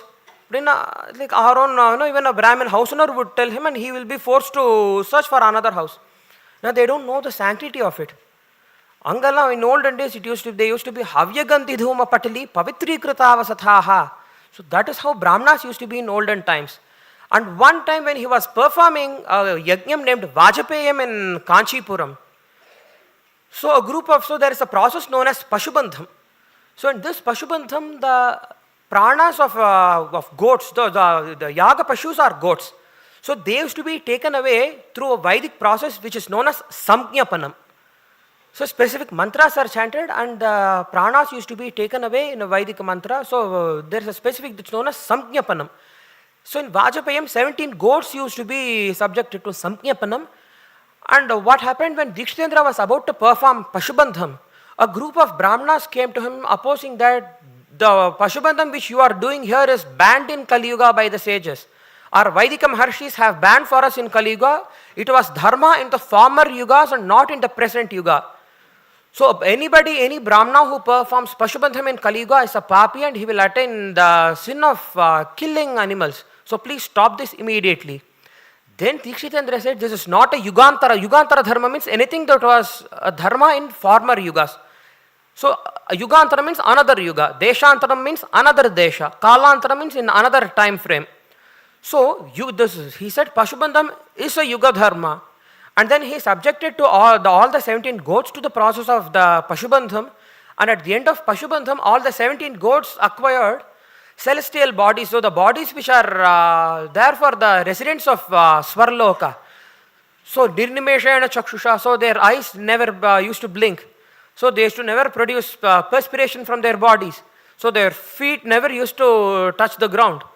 So all the Siddhas, Gandharvas, Charanas, so all the celestial beings came with 17 palanquins, and they came to take all of these 17 goats that acquired Divya Shariram to Swarloka. And before they left for Swarloka, so all the people who had gathered in the Yagashala could see this with their eyes. So it is known as Pashu Swarga Gamana Darshanam. So Swarga Prapti of the Pashu. So all the Shrauta Sutrams to say that when a Pashu is subjected to Samknyapanam, so that particular animal will attain Divya Gati, it will attain Swarga Prapti. So that Sukruti which is attained by a Brahmana by performing innumerable yagams, that Sukruti which is attained by a Kshatriya by engaging in a dharmic battle, can be obtained by these animals who undergo the process of Samjnapanam in yagams. So at the end, all of the Pashus, they thank Dikshitendra profusely, saying that it's because of you, it's because of your mercy, we have attained this Sadgati. Stating this, they got onto the palanquins. So all the Siddhas, Gandharvas and Charanas carried them to Swargaloka. So that was the greatness of Srimad Appayya Dikshita. He was a very great Yogi Purusha also. So he was not just engaged in Nitya Shiva Puja every day. Every day he used to observe Ashtanga Yoga Anushtanam. So he was also Ashtanga Yoga Anushtana Nishtha.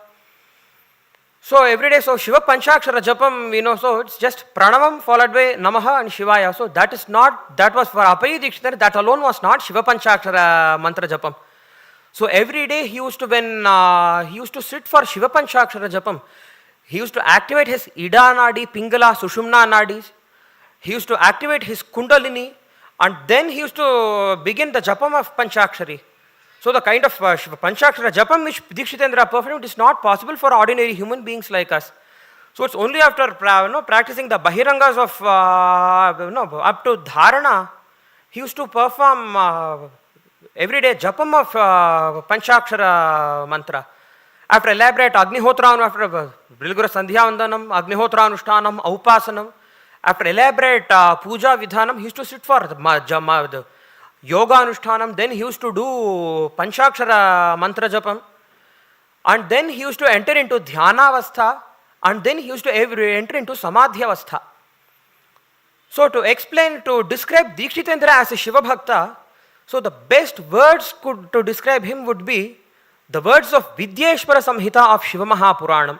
So there are a few verses in Shiva Mahapuranam's Vidyeshwara Samhita which says, Kriyayukta dashabhyascha tapoyukto vishishyate tapoyukta shatebhyascha japayukto vishishyate japayukta sahasrebhyaha shivajnani vishishyate jnanayukteshu kotibhyaha dhyanayukto vishishyate dhyanayukteshu kotibhyaha samadhistho vishishyate. So there are 6 grades of Shiva Bhaktas. So the lowest grade of Shiva Bhakta is Kriya Yukta Shiva Bhakta. So what is Kriya? So Kriyas are Vaidika karmas which exclude Kamya karmas. So Nitya karmas and Naimittika karmas. So a Shiva Bhakta who performs Nitya karmas and Naimittika karmas as a Samarpanam to Parameshwara. So when he performs all of them without any hankering for the phalam of the karmas he performs, he is a Kriya Yukta. So Kriya Yuktatvam is the lowest grade. So Dikshitendra was a great practitioner of both Smartha and Shrauta karmas. And then Tapo Yuktatvam. So tapas has 2 different interpretations. One is Vedadhyayanam, so that is tapas. And the other one is observing Vratams like Krishna Chandrayanam and all that. So Dikshitendra was a topic because he underwent Adhyayanam of Samavedam along with 6 Vedangas from his father, Sri Rangaraja Adhwari. So because Dikshitendra's guru was his own father, Sri Rangaraja Dikshita or Rangaraja Adhwari was his Mahaguru. So Mahaguru is not just a guru who is great, so it's a technical term in the Puranam, so which means, so when a guru performs Brahmopadesham, the same guru also performs Vedadhyapanam, and when he imparts all the knowledge until Vedanta Shastram, such a guru is called Mahaguru. So when a person performs Brahmopadesham alone, he is known as Acharya. When a person teaches the Vedas or Shastras, he is called as Deshika. starting from Brahmopadesham until the imparting of Brahmajnanam, when everything is given by one and same Guru. Such a Guru is known as Mahaguru. So that's why Dikshitendra has Mahaguru Namasyamaha Sadaram Sarvavedasaha. So the word Mahaguru here is a technical term. It's not, doesn't loosely mean Guru who is a great. It's not mere greatness. And throughout his lifetime, he was teaching Vedas to his sons, grandsons, nephews, grandnephews and everyone. So that way he was a teacher of the Veda. He taught Shrauta Sutram to all his sons, grandsons, nephews, grandnephews, to his sisters, brothers' sons, sisters' sons, Andamari. So that is Tapo-yuktatvam of Srimad Appayya Dikshitendra. And Japa-yuktatvam, he was every day he was engaged in the chanting of Panchakshari, Shiva Panchakshari Japam. And then superior to this is Shiva Jnanam. So Shiva Jnanam is the theoretical Jnanam, so Jnanam of Shiva, Supreme Brahman or Parameshwara. So this is acquired by the theoretical study of Vedanta Shastram. So there are two aspects of Vedanta Shastram. One is Shabdam Brahmajnanam. So this is one aspect of Brahmajnanam.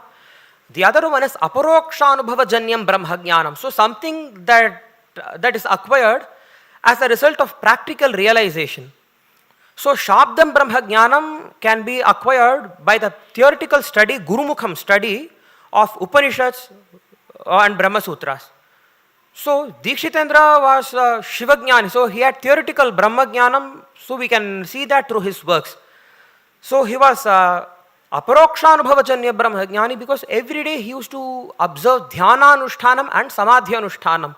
That was the greatness of Dikshitendra. So once every day when he used to do puja, he used to close, during certain times he used to close the door and he would instruct people to not look at him. So there used to be a small hole in the door of Puja Graham. So once his wife had curiosity, what is he doing? Why is he not allowing anybody to see him? After she just peeped through this hole that was there in the door. On seeing him, she just fainted. Because she saw what his Swarupam was, she could not tolerate it. So it was the kind of Swarupam of Bhagavan Krishna that was seen by Arjuna, and he says, oh Krishna, I cannot tolerate seeing this form of yours. And once all his sons and disciples, they wanted to see his original Swarupam and then receive his instructions from him. So he asked all of them to stay away for a certain time. He entered into a yoga mandapam, so which was there in Velur. And unfortunately, it was demolished recently to construct a highway. He used to sit, And even the place where he had done his Adhyanam of Samskrita Sahitya, even that is lying in ruins today. Ramananda Tirtha Matam, which is a Shakha Matam of Sringeri, that is also lying in ruins in Mullandram today. So he went into Samadhyavastha, he went to Antarmukham Samadhyavastha, and when he came into Bahirmukham, he just opened his eyes. So he asked all his sons, disciples, nephews and grandnephews to come. When he saw people became perturbed with fear. Many people could not see, what many people could see was only a bright effulgence, much 100 times, 1000 times stronger than this. Many people, what they could see was only an effulgence. Some people could see Bhagavan Natarajar, seen with Vyaghrapada Maharshi on one side and Patanjali Maharshi on another side. Some people out of fear, they became paralyzed with fear. They could not move their limbs. They could not even offer namaskarams to him. And some of them who had the bravery, with great difficulty, with lot of fear, they were able to do namaskarams at least. Some had the courage to at least offer namaskarams to him. So that was the eminence of Srimad Appayya Dikshitendra as a Ashtanga Yoga Anushtana Nishtha. So that is what, so Brahma with Brahmaiva Bhavati, there is a famous saying in Vedanta Shastram. So that is what Srimad Appayya Dikshitendra had. So this is the eminence. So to describe Appayya Dikshitendra as a Shiva Bhakta, it is only through this words of Vidyeshwara Samhita we can describe. So Yatha Shakti, Yathamati, whatever little I could explain about Dikshitendra I have discussed. So is there, before I conclude, before I do the Mangala Charanam, is there any questions? Anybody has? Exactly, yes. And then I came to know through my guru, once Appayya Dikshita was traveling in a train, Sandhyavandanai time, the train was stopped. No, he was 500 years ago Dikshitendra lived. He was born in 1520 and 1593 he attained Sajya Mukti in Chidambaram with Natarajar. He merged with the deity of Parameshwaran. So that time no transport was available.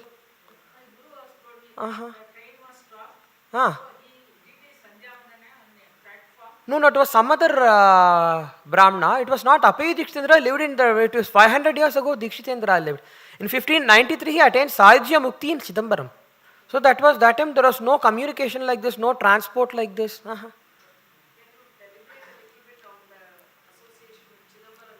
Chidambaram, yes. So the avataram of Srimad Appayya Dikshitendra took place only with the blessings of Natarajar. So his father Sri Rangarajadhvari did not have any children. He was 46 years old and he did not have any children. So when he was 40 years old, they belonged to Adaipalam Agraharam, which is in Trivanamalai district. So their family deity was Margabandhu Swami. So he observed many vratams to please Margabandhu Swami. And once in the form of Ashariri Vani, Bhagavan told that you go to Chidambaram, there in the form of Natarajar I will bless you. So whatever desires you have in your mind, I shall bless you with that. So the Rangarajadhvari left for Chidambaram. He lived in Chidambaram for 5 to 6 years. And one day, Bhagavan Natarajar himself appeared in the form of Tillai Brahmanar, Tillai Chidambaram Dikshitars. So he had a golden patram which was filled with Jambu Phala Swarasam. So he gave it to Rangarajadhvari. He told, give this to your wife. So as when she accepts this prasadam of mine, so a son will be born to you and your wife, and he will be an Amshavatara of mine. After the birth of this son, another son and another daughter will be born to you. Saying this, the Brahmana disappeared from sight. And only then Rangarajadhvari realized that he was not a ordinary Tillai Brahmana, he was Sakshat Bhagavan Natarajar himself. And with lot of happiness, Rangarajadhvari left for his house. And then he gave the prasadam to his wife and he asked her to drink it. And after she drank it, a son was born to them after 10 months and he was named as Vinayaka Subramanya Sharma. That is none other than our Appayya Dikshitendra. And after that another son was born, he was known as Achan Dikshitar. And his grandson was Mahakavi Shri Nilakantha Dikshitar of Palamadai. And then he had another daughter, third one was a daughter named Jnanambika. And she was given away to a Brahmana belonging to Vadhula Gotram. So the famous Gangadhara Vajpayya Yaji, the guru of Bhaskara Raya Dikshitendra. So he was the direct descendant of Jnanambika. So Jnanambika had two sons. Suryanarayana Dikshitar was the eldest one, Samarapungava Dikshitar was the younger one. Samarapungava Dikshitar's grandson was Gangadhara Vajpayya Yaji. And incidentally, the very first books of Appayya Dikshitendra which I acquired in the marriage of one of my cousins. So she got married to this direct descendant of Gangadhara Vajpayya Ji or Jnanambika. So a connection. So from Gangadhara Vajpayya Ji to the present day people, they know the family lineage. So from Gangadhara Vajpayya Ji to their forebears, I have information. Then I used to tell to their elders, Nuri Mama, this is your ancestors were Jnanambika, Suryanarayana Dikshitar, Samarapungava Dikshitar were your descendants. So all three of them were born as per with the blessings of Swami Natarajar. And the very same deity from whose blessings Dikshitendra's avataram took place. After 72 years, he merged into the same deity. So when he was, for a few weeks, he was having some physical infirmities. So his sons and disciples asked, what is the last desire that you have? So he said, I just want to see Natarajar. So they took him in a palanquin to Chidambaram.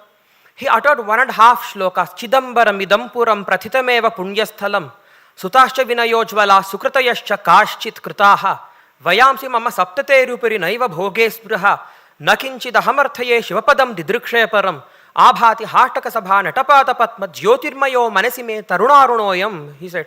So this holy Kshetram of Chidambaram is very famous. And I have been blessed with very good sons. At least some good works in my lifetime have been performed by me. I don't have any desire to enjoy material benefits. I don't have anything desires at all. The only thing that I desire for is Shivapadam Didrikshayaparam. I just want to see the abode of Parameshwara. And then he said, Abhati. Abhati means something that is perceptible to the heart. And something that is not perceptible to this. Because Bhagavan Swarupam, as Vedanta Shastram describes, It is chakshuragrahyam and jyotirmayam. Chakshuragrahyam is something that is not perceptible to the gross material eyes. Jyotirmayam is something that is of the form of complete jyotis. So that is why abhati means it is not I am able to see. So it flashes within my abhati. What? Kim abhati? Hataka sabha natapada patmat jyotirmayaha. So Dikshitendra says. So even Shankara Bhagavad says in his Antastad Dharmadhikarana Bhashyam, Syat Parameshwarasyapi Ichhavashat Mayamayam Rupam Sadhakanugrahartham. So even Parameshwara, although the Supreme Being is impersonal Brahman, so for the sake of blessing the sadhakas, Paramesh Bhagavan appears himself by taking different forms, and that form is Chakshuragrahyam and Jyotirmayam. So that is why it's Hataka. Hataka means Svarana Sabha. Kanaka Sabha is Chidambaram's Sabha Mandapam. So on the left side we have Swami Natarajar, in the middle we have Shivalingam. So left Bhagavan's Natarajar's Murti, expresses Saguna Brahman. Shivalingam expresses the mixture of Sagunam and Nirguna Brahman. And to the left we have Chidambara Rahasyam, or an empty Garbhagrim which is empty, which is Chidambara Rahasyam, it's mere Akasham. So that denotes Nirguna Brahman. So Jyotirmayaha Manasi, Manasi means Hridaye, me Tarunarunoyam, this form of Bhagavan is perceptible to me. Saying this, he entered into the Garbhagriha of Natarajar, and a huge effulgence started emerging from the Murti of Bhagavan Natarajar. The effulgence started becoming bigger and bigger. And when Dikshitendra entered into the Garbhagriha, this effulgence started absorbing his physical body into it. And over time, there was nobody could make out difference between which is, this is the Jyotis that emanates from Natarajar, this is the body of Appayya Dikshitendra. And then after a few time, it started receding back into the Murti of Natarajar, and it eventually disappeared from sight. And Dikshitendra's body was never found. So this is a kind of mukti which Nandana, one of the Nayanmars, Nandanar achieved in Chidambaram. After the time of Nandanar, only Appayya Dikshitendra achieved that kind of a mukti, which is known as Sayujya Prapt, Sayujya Mukti in Chidambaram. So that is the connection with Appayya Dikshitendra and Chidambaram. And it was in Appayya Dikshita, this Chidambaram, Dikshitendra wrote magna opera like Kalpataru Parimalam and Nyaya Rakshamani. So there is a place called Jnana Prakasham in Chidambaram. Today it is a slum. The place where Dikshitendra's father lived, the place where he lived. So later on in the 19th century, 17th or 18th or 19th centuries, it was known by the name Jnana Prakasha. Today this place has become a Jnana Prakasham. What was Jnana Prakash Ashramam once, today it has become a slum in a cave. It's a place of very great historical importance to the followers of Shankaracharya Sampradayam. Because when a huge, mighty river like Ganga originates, the Utpatti Sthanam of holy rivers is considered sacred. And the Ganga in the form of Dikshitendra's Kalpataru Parimalam Nyaya Rakshamani, so originated from that place in Chidambaram, we have lost it today. So there is a shloka and Guru Bhirupadishtam Artham, Vismritamapi Tatra Bodhitam Prajnaihi, Avalambya Shivamadhiyan Yathamati Vyakaromi Kalpatarum, says Dikshitendra in the beginning of his Kalpa Parimalam, says Guru Bhirupadishtam Artham means, long ago during my childhood, my father had imparted me the knowledge of Advaita Vedanta. Later on during my lifetime, I had completely forgotten it and engaged myself to contribute to Shrikantacharya's school of Vedanta. So, Avalambya Shivamadhiyan means Shaiva Vedantam Adhiyanaha. Then, so now I have come back to this Advaita Marga. So, I have not come back, so I have turned back my focus once again to Advaita. No, I shouldn't utter wrong words. I have turned back my focus once again to Advaita. Yathamati Vyakaromi Kalpatarum. So the word Guru Bhihi means at the end of this chapter 1, Padam 1, he refers to his its father at the end of 4 shlokas. He says Kana Bhaksha, Padaksha, Kapaksha, Parishkara, Nakshana, Takshana, Dakshana. 4 shlokas he says. So Vivrita, he says Viniveshya Gurum Hridi Vaishvajitam. So later he closes it. So that is the connection of Dikshitendra. So all the Magna Opera and Advaita Vedanta were compiled by him in Chidambaram. It was in this Chidambaram Kshetram, the great grammarian Bhattoji Dikshitendra met Appayya Dikshitendra. So these are the connection with Dikshitendra and Chidambaram Kshetram.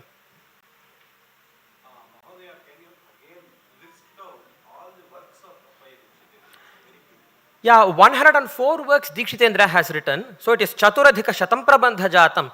A few of them I will list. So, in the field of Itihasa Puranams, Dikshitendra was a Shaiva Pauranika Murdhanya, a great exponent of the Shaiva group of Puranams and Vaishnava group of Puranams.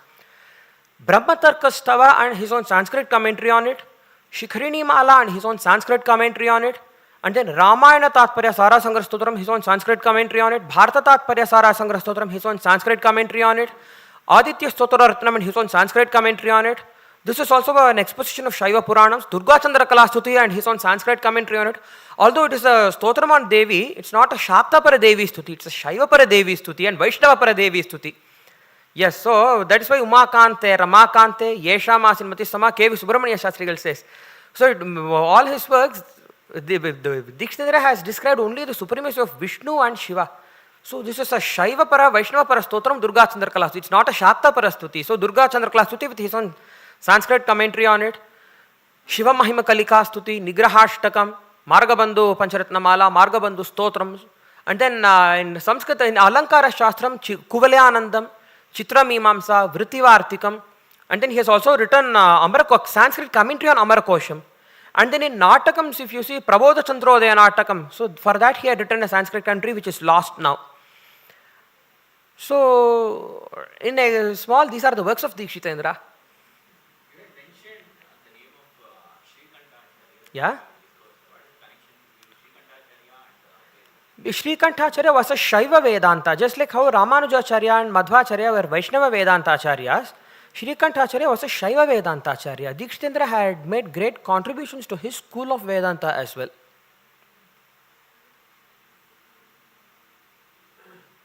Couple of lines on Atmarpana Stuti and his Atmarpana Stuti. So Dikshitendra wanted to know, he wanted to test whether his own bhakti towards Parameshwara was true or false. Whether I am having genuine bhakti towards Bhagavan or I am just cheating people around me. So to test his own bhakti, what he did, he asked his disciples to give him the seeds of psychedelic plant known as Dhaturam or Datura stramonium. Yeah, exactly. After consuming that, a person, Visha Vega would set in. And then he will start blabbering. So anything that is there deep in his subconscious mind, so that will be expressed in the form of pralapam at that time. So what came out for Dikshitendra at the time of that Vega Avastha was 52 shlokas of Atmarpana Stuti. No, we cannot call it as narcotic. But it is something that will alter the state of mind of a person. So all the psychic processes of a person will completely go beyond his control.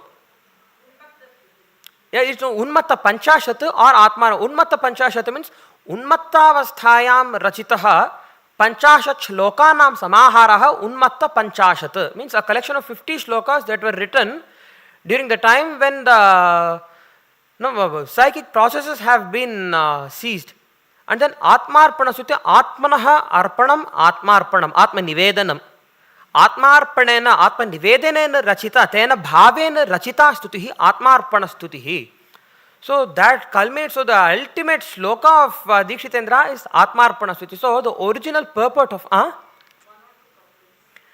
Seri, Kaste Bodhum Prabhavati Param Devadeva Prabhavam Yasmaditham Vividharachana Srishtiresha Babhuva. அப்படின்னு சொல்லிட்டு, so kaste he Parameshwara, who in this world is capable of explaining your prabhavam, kaste bodhum prabhavati tasmad, in spite of, although it is extremely difficult to understand your prabhavam, so he says bhakti matrata, he says. So it means bhakti matram avalambya. So that is the meaning of the word bhakti matrata. There is an excellent prayogam in Vyakaranam. So it seems I am just giving up everything, every other thing. He might be a great practitioner of Shrotam, he might be a great scholar. Everything he gives up, everything that only by holding on to bhakti, I am offering stuti to you. So in spite of that, this is a kind of sahasam that I have. So he says, the kind of sahasam that I have, you should only pardon me. So the whole of this stotram, you will find no alankarams, hardly there will be any alankarams. Because in Atmarpana Stuti, as in for example, when you go through Varadarajastavam, it will be replete with alankarams. So because each and every stotram Dikshitendra has thought of, has given lots and lots of thoughts and then crafted it beautifully. Whereas in Atmarpana Stuti, nothing of that will be present, because that is not the aim of Dikshitendra here. In the same way, there are stutis like Shikrini Mala, they are Vada Granthas, polemical works. So the views of Sri Vaishnavas and Madhvas, he has given answers to them. So there is no polemics here in Atmarpana Stuti. In the stotrams like Aditya Stotra Ratnam and Durga Chandrakala Stuti, the teachings of Puranams have been presented by him in a very systematic way. Whereas in Atmarpana Stuti, you can never find any teachings of Puranams. So when we see Aditya Stotra Ratnam or Durga Chandrakala Stuti, every single word he has written, behind it there will be a huge passage of Shruti Vakyams, Smriti Vakyams and Itihasa Purana Vakyams. Every single word. When Aditya Stotra, Brahmajyotir Vivartaha, Shruti Nikar Ghani Bhava Rupaha Samindhe. So while meditating upon Surya Mandalam, he says, this Surya Mandalam Samindhe means Prakashate. So Brahmajyotir Vivartaha, there is one adjective he uses. Shruti Nikar Ghani Bhava Rupaha. So behind this Brahmajyotir Vivartaha, there is a particular mantram of Taittiriya Brahmanam of Krishna Yajurvedam. Shruti Nikar Ghani Bhavaha, behind this particular word, there is a particular mantram of Shukla Yajurvedam, Shatapatha Brahmanam. Antamadri, you can never find any such things in Atmarpana Stuti. The only thing that is there, the only highlight is the culmination of every aspect of bhakti. Ultimately, Shravanam, Mananam, so all that, ultimately culminates in Atmanivedanam. So Atmanivedanam could be seen in these stutis, and this Atmanivedanam only after we engage ourselves in all the other process of Shravanam, Kirtanam, Smaranam, all of this. So Shravanam of Shaiva Puranams. All Shaiva Puranams, the way Dikshitendra has done, Shiva Mahapuranam, North Indian Skanda Puranam, South Indian Skanda Puranam, Matsya Puranam, Kurma Puranam, Linga Puranam, all of these Puranams, and then Parashara Upa Puranam. So all of these Puranams have to be studied. Only then, the Bhagavad Bhakti as taught by our Maharshis can be acquired by us. So Shravanam. And then Mananam of the same thing, Smaranam or Mananam of the same thing. Then Kirtanam, doing Parayanam of the Puranams, or at least specific portions of Puranams, or teaching it to somebody after we have studied them. So only then, the last process is Atmarpanam.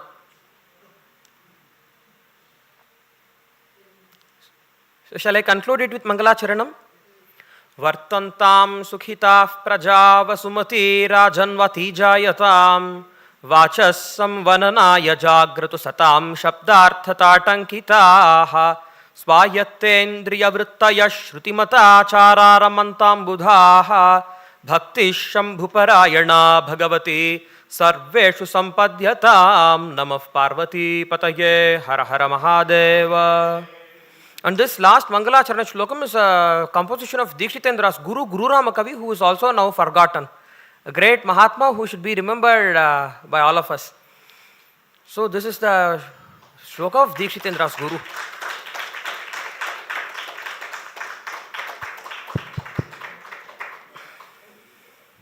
Dr. M. Gokulakrishna Lyer has delivered a really splendid and academic lecture today on the life and works of Srimad Appayya Dikshitendra. It really reflects his deep sense of reverence and scholarship, his deep study, reverence and scholarship in this field, and that's why he has been able to deliver such a good lecture. It is the sheer grace of Ubhaya Jagadgurus of Sringeri and also Srimad Appayya Dikshitendra that he has been able to deliver such a erudite lecture. And 1.5 hours or 2 hours is not sufficient for the vast expanse of study, more than 104 works of Appayya Dikshitendra. So with a sincere hope that we'll be able to have a 5-day or a 7-day session on the life and works on behalf of all the Sahridayas and all the Bhaktas, Guru Bandhus, we would like to present a small token of honor. Shri Mathada Vatiinda ಹಾಗೂ SLN Trust ಮೂಲಕ ಗುರುಗಳ ಅನುಗ್ರಹ ಪೂರ್ವಕವಾದ ಒಂದು ಗೌರವ ಸಮರ್ಪಣೆ ಈ ದಿನದ ಪ್ರವಚನಕಾರರಿಗೆ.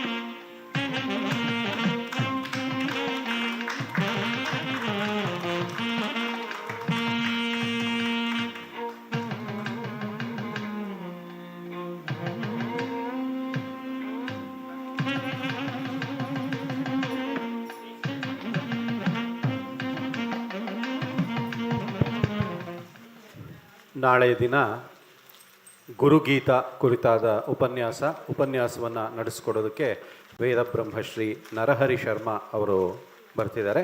ವೇದಬ್ರಹ್ಮಶ್ರೀ ನರಹರಿ ಶರ್ಮಾ ಅವರಿಂದ ಗುರುಗೀತ ಕುರಿತಾದ ಉಪನ್ಯಾಸ.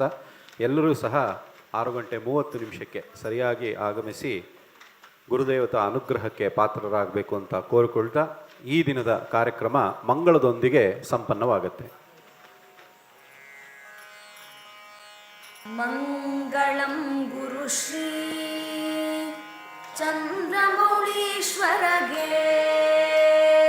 ಶಕ್ತಿ ಗಣಪತಿ ಶಾರದಾಂಬೆಗೆ ಶಂಕರಾಚಾರ್ಯರಿಗೆ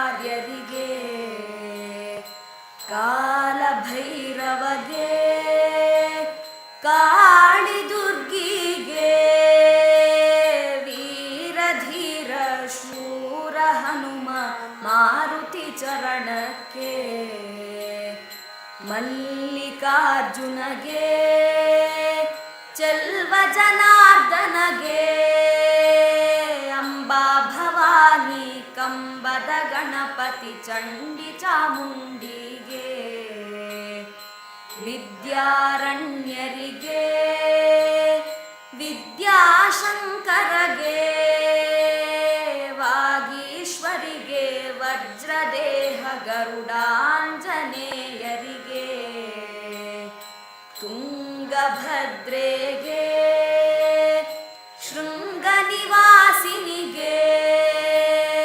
ಶೃಂಗೇರಿಪುರದೊಳು ನೆಲೆಸಿರುವಂಥ ಶಾರದಾಂಬೆಗೆ ಸಚ್ಚಿದಾನಂದ ಶಿವ ಅಭಿನವ ನೃಸಿಂಹ ಭಾರತಿಗೆ ಚಂದ್ರಶೇಖರ ಭಾರತಿ ಗುರು ಸಾರ್ವಭೌಮರಿಗೆ ಚಂದ್ರಶೇಖರ ಭಾರತಿ ಗುರು ವಿದ್ಯಾತೀರ್ಥರಿಗೆ ಚಂದ್ರಶೇಖರ ಭಾರತಿ ಗುರು ಭಾರತಿ ತೀರ್ಥರಿಗೆ ಚಂದ್ರಶೇಖರ ಭಾರತಿ ವಿಧುಶೇಖರ ಭಾರತಿಗೆ ಮಂಗಳಂ ಗುರುಶ್ರೀ ಚಂದ್ರಮೌಳೀಶ್ವರಗೆ ಶಕ್ತಿ ಗಣಪತಿ ಶಾರದಾಂಬೆಗೆ ಶಂಕರಾಚಾರ್ಯರಿಗೆ ಶಕ್ತಿ ಗಣಪತಿ ಶಾರದಾಂಬೆಗೆ ಶಂಕರಾಚಾರ್ಯ